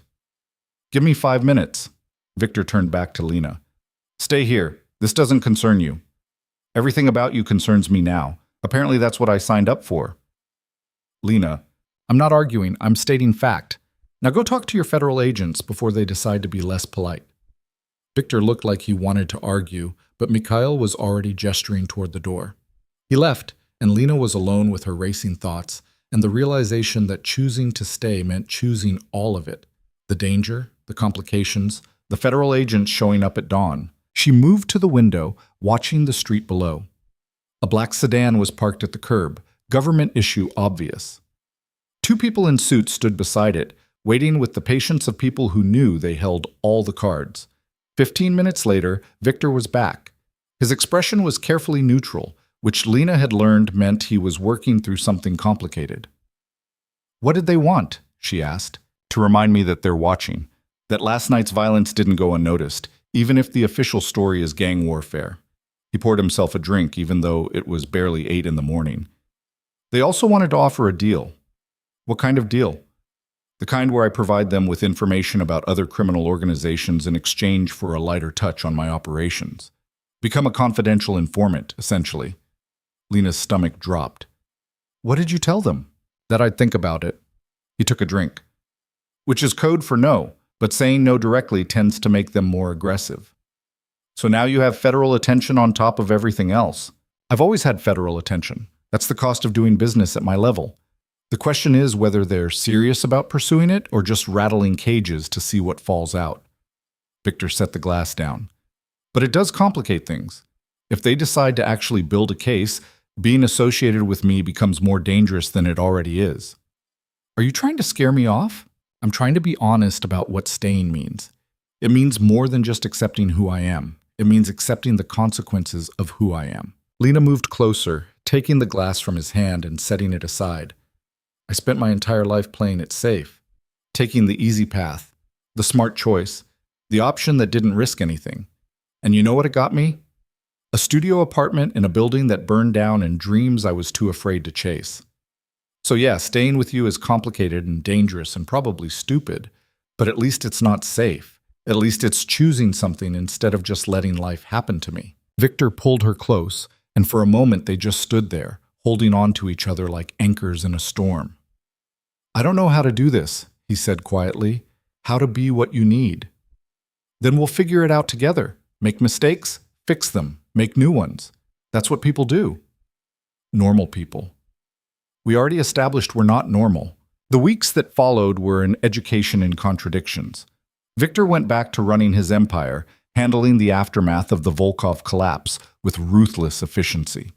Territory was redistributed, alliances were reinforced, and the message went out that while Victor Kane might have been challenged, he had not been beaten. Lena found a studio space in a warehouse district that was slowly gentrifying, full of artists and musicians and people who asked questions about her work instead of her background. Victor paid the first year's rent in cash, and when she tried to argue, he pointed out that she could spend her energy fighting him about money, or actually creating something. She chose the latter. The paintings came fast once she had space and time and materials that didn't make her feel guilty for using them. Dark pieces, initially, full of shadows and fire and the fear she'd been carrying. But gradually, light started creeping in. Chicago street scenes, yes, but also portraits of people surviving. Mikhail, somehow both threatening and protective in the same frame. Rosie from the diner, tough and warm in equal measure. Victor, captured in a moment when he thought no one was watching, the armor down and something achingly human showing through. They saw each other when they could, which wasn't as often as either of them wanted, but more than Lena had expected. Victor would show up at the studio late at night, carrying food from whatever restaurant he'd been using for a business meeting, and they'd eat among the half-finished canvases, talking about everything and nothing. He told her about the politics of his world, the delicate balance of power and fear that kept it all functioning. She told him about color theory and composition, and the way light changed depending on the time of day. It wasn't normal, it wasn't safe, but it was theirs. 3 months after the Volkovs fell, Sarah cornered Lena at a coffee shop in Lincoln Park. They'd been slowly rebuilding their friendship, carefully navigating around the parts of Lena's life she couldn't explain. "So, are you going to tell me what actually happened?" Sarah asked, stirring sugar into her latte with more force than necessary. "The real story, not the version where you're just staying with a friend who happens to have enough money to set you up in a studio and fund your art career." Lena had been expecting this conversation for weeks. It's complicated. Everything with you is complicated lately. Your building burns down, you disappear for weeks, you come back and suddenly you're a working artist with a mysterious benefactor. I'm not stupid, Lena. I never said you were. Then stop treating me like I can't handle the truth. Sarah set her cup down. I've known you for 8 years. I know when you're hiding something. And I know when you're scared. You're both right now. Lena took a breath. If I tell you, you can't repeat it to anyone, not even people you trust. That's a great way to start a story. I'm serious, Sarah. Something in Lena's voice must have gotten through because Sarah's expression shifted from frustrated to concerned. Okay, I'm listening. So Lena told her. Not everything. Some things were Victor's secrets to share or not share, but enough. The diner, the flirtation, the revelation of who Victor really was, the fire, the violence, the decision to stay instead of run. When she finished, Sarah was staring at her like she'd grown a second head. You're dating a mobster, Sarah said flatly. I'm seeing someone who operates outside conventional legal frameworks, Lena corrected. And yes, I know how that sounds. It sounds insane. It sounds like you've lost your mind and developed Stockholm Syndrome. It's not Stockholm Syndrome if I'm choosing to stay after the danger's gone. Is the danger gone? Because from what you just told me, it sounds like you're one federal investigation away from being a very interesting footnote in someone's RICO case. Lena couldn't argue with that. I know it's not smart. I know it's not what you'd choose for me. But for the first time in my life, I'm not just surviving. I'm actually living, creating things that matter, being with someone who sees me as more than just potential. He's also killed people. Yes. And you're okay with that? Lena thought about it. Really thought about it. No, I'm not okay with it. I don't think I'll ever be okay with it, but I also understand that his world has different rules than ours. And he's trying, really trying to be more than just the violence. Sarah was quiet for a long time, stirring her latte even though the sugar had long since dissolved. I don't like this, she said finally. I don't like that you're in danger, that you're involved with someone whose life is measured in body counts. But you're an adult. You get to make your own terrible decisions. Thanks? That's very supportive. I'm not going to support this, but I'm also not going to abandon you because of it. Sarah reached across the table, taking Lena's hand. Just promise me you'll be careful, and that if it gets to be too much, if you need out, you'll call me. No judgment, no questions, just help. I promise. Good. Now tell me about the art. Because if you're going to date a criminal, at least let something good come from it. 6 months became a year. Lena's first gallery show happened on a rainy October evening, a small venue in Pilsen that normally showed experimental photography and abstract installations. She debated whether to invite Victor, knowing his presence would raise questions she wasn't ready to answer, but in the end, she left his name on the list. He showed up 30 minutes into the opening, wearing a suit that probably cost more than everything else in the room combined. Mikhail flanked him, scanning the crowd with the vigilance of someone who saw threats everywhere. Lena watched them enter, saw the subtle shift in the room's energy as people unconsciously moved away from the danger they couldn't quite identify. Victor found her in front of her largest piece, a canvas that depicted Chicago at sunset, the city burning and beautiful at the same time. You did it, he said quietly. Did what? Created something that matters. Something that'll outlast all of us. Lena looked at the painting, seeing it through his eyes. All her fear and anger and hope rendered in oil and canvas, permanent and real. I couldn't have done it without you. You would have found a way. You're too stubborn not to. Maybe, but it would have taken longer, been harder. She turned to face him. Thank you for seeing something in me when I couldn't see it myself. I saw what was always there. You just needed time and space to let it out. The gallery owner approached, a nervous-looking woman who clearly recognized that Victor was someone important even if she couldn't place him. Ms. Voss, there's a buyer interested in the Chicago piece. They're asking about price. Lena named a figure that would have been absurd a year ago, but felt right now, earned through months of work and fear and growth. The gallery owner nodded and disappeared. You're selling it? Victor asked. That's how this works. People buy the art. I make more art. I'll buy it. Whatever they're offering, I'll double it. Victor, I'm serious. I want that piece. Want to look at it every day and remember that something good came from all the violence. Lena studied his face, seeing past the calm exterior to the need underneath. It's yours, but not because you're paying double, because you understand what it means. The piece sold to Victor, though he insisted on paying full price plus a commission that made Lena's head spin. 3 more paintings went that night, bought by people who saw something in her work that resonated. By the time the gallery closed, Lena had enough money to cover 6 months of expenses and the validation that she wasn't just playing at being an artist. She was one. Victor took her to dinner at a place so exclusive it didn't have a sign, just a door that opened if you knew to knock. They sat in a private room overlooking the city, eating food that was more art than sustenance, talking about the show and the buyers and what came next. I'm proud of you, Victor said over dessert, in case that wasn't clear. It was clear, but hearing it doesn't hurt. You've built something real, something that's entirely yours, not dependent on me or my money or my connections. That matters. The money helped, Lena pointed out. The money bought time. You did everything else. He reached across the table, taking her hand. I want you to know that whatever happens, whatever comes next, you don't need me to keep being who you've become. You're an artist because you chose to be, because you put in the work, because you have talent worth developing, not because I wrote some checks. Why does this sound like a goodbye speech? Victor was quiet for a moment, and Lena felt her stomach drop. The FBI is getting more aggressive. They've subpoenaed financial records, started interviewing people in my organization. My lawyer thinks they're building a RICO case. How serious? Serious enough that I'm making contingency plans, moving assets, creating distance between my legitimate businesses and the other operations. He squeezed her hand, and making sure that when it comes down, you're protected. Your studio is leased under a shell company with no connection to me. Your bank accounts are clean. Anything you've bought or sold has paperwork that'll withstand scrutiny. You're protecting me from your own investigation. I'm protecting you from the consequences of being associated with me. There's a difference. Lena pulled her hand back, anger flaring. You don't get to make that decision for me.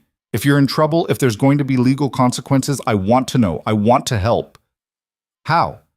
By being subpoenaed as a witness? By having your career destroyed before it's even really started because you're connected to a mobster?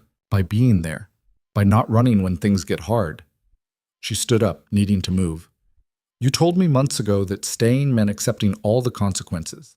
I accepted them. Don't try to protect me from them now.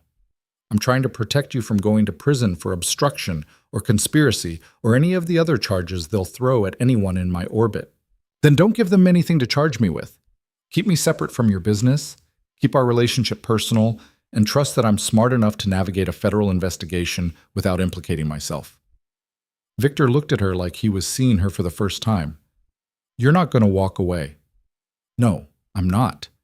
I told you that a year ago, and I'm telling you now. Whatever's coming, we face it together. You might regret that. Probably.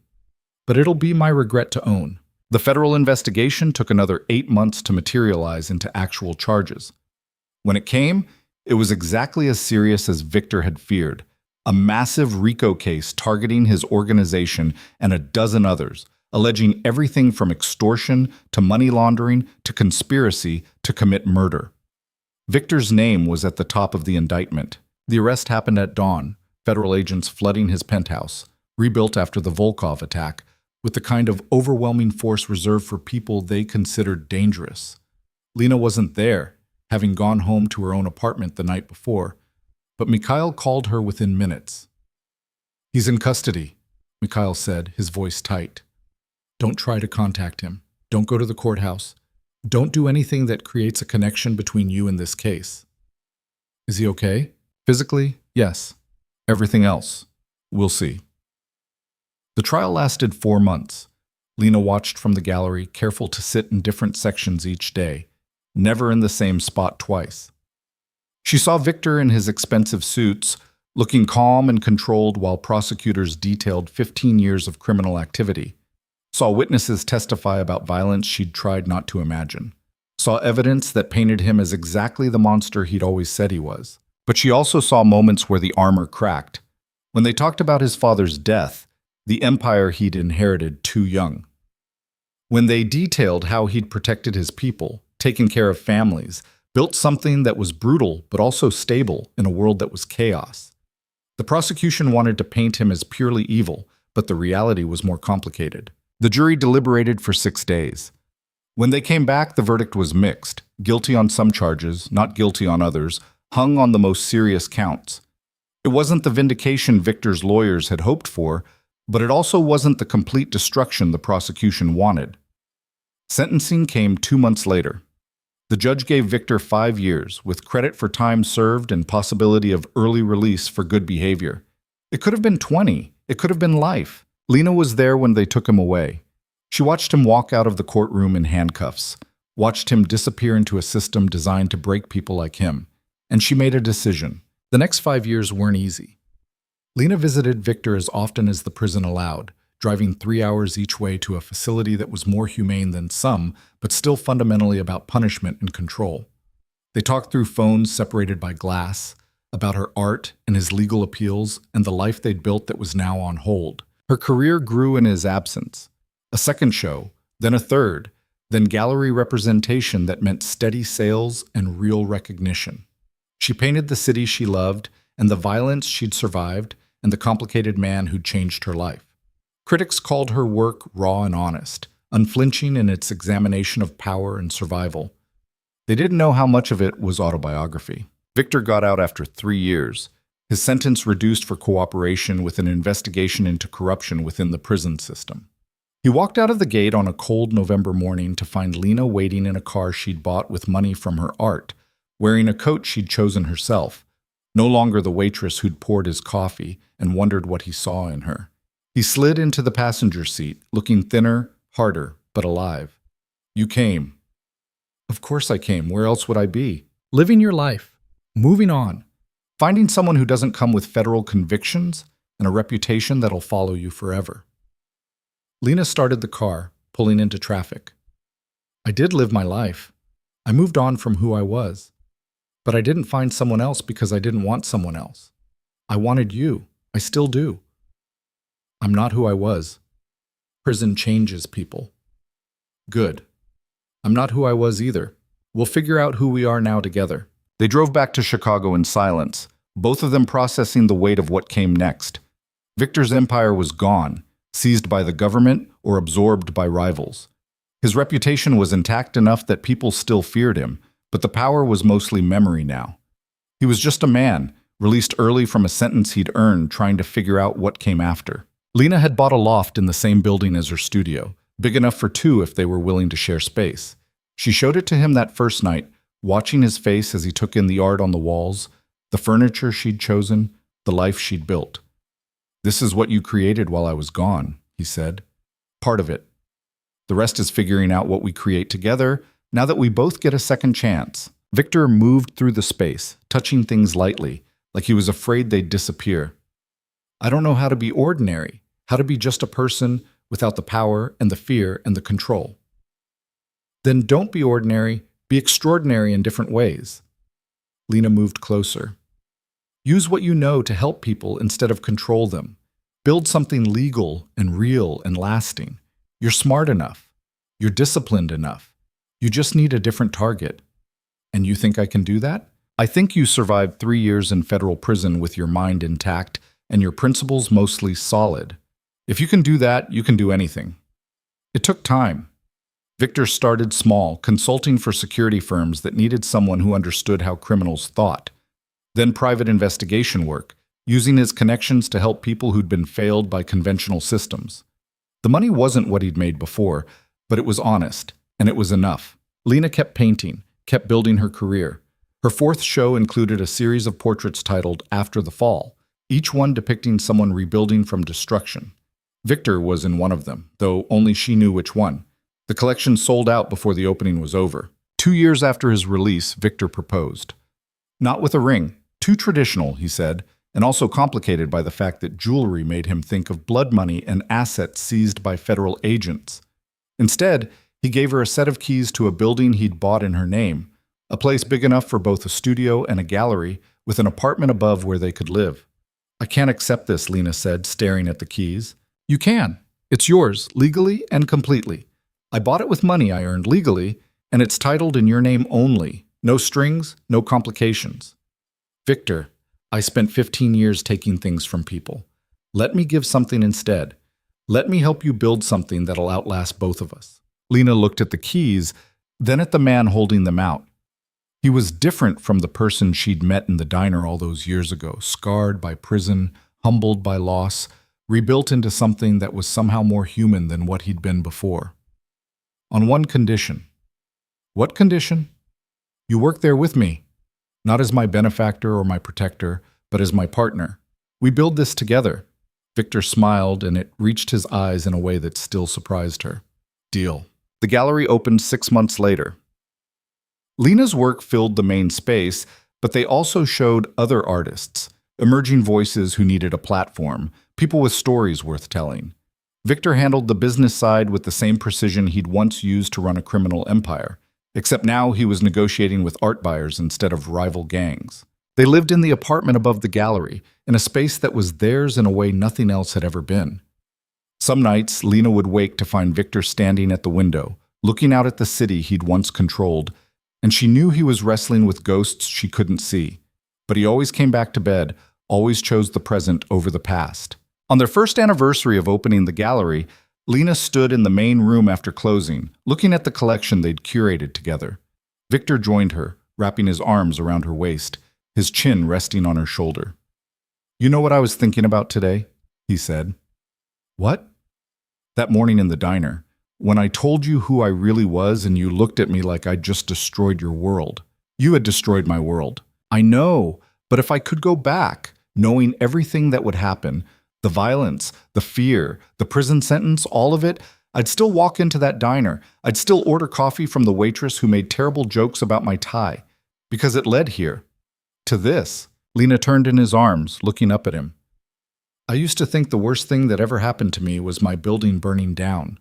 Losing everything I owned, being forced into a world I didn't understand. But it wasn't the worst thing. It was the catalyst. The moment that forced me to stop playing it safe and start actually living. Even if living meant danger and federal investigations and watching someone you cared about go to prison, even then. Because the alternative was spending my life wondering what I could have been if I'd been brave enough to try. Victor kissed her, and it still felt like the first time, complicated and real and weighted with everything they'd survived to get here. When they broke apart, he said, I don't deserve you. Probably not, but you're stuck with me anyway. Good. I don't want to imagine a world where I'm not. They locked up the gallery together, climbing the stairs to the apartment that was home in a way nowhere else had ever been. And if sometimes Lena still had nightmares about gunfire, if Victor still woke up thinking he was back in a cell, they had each other to navigate the darkness. They had art and purpose, and a future they were building together from the wreckage of everything they'd been before. Lena Voss had been a waitress who poured coffee and dreamed small dreams. Then she'd become a target, a survivor, a partner to someone the world called a monster. Now she was an artist, a gallery owner, a woman who'd learned that safety was overrated and courage came in forms she'd never expected. Victor Kane had been a criminal, a kingpin, a man defined by fear and violence. Then he'd been an inmate, a convict, someone the system tried to break. Now he was a partner, a consultant, a man learning that power came in forms that had nothing to do with how many people were afraid of you. Together, they were proof that people could change without losing themselves entirely. That love could grow in the spaces between violence and peace. That sometimes the worst thing that ever happened to you was also the thing that saved you from a life half-lived. The city kept spinning around them, indifferent to their story, but they'd carved out a corner of it that was theirs, built from ashes and determination and the stubborn refusal to let their past define their future. It wasn't the life either of them had planned. It was better. And on quiet mornings, when they had coffee together in the gallery before opening, Lena would sometimes catch Victor looking at her the way he had in the diner all those years ago, like she was the only real thing in a world of illusions.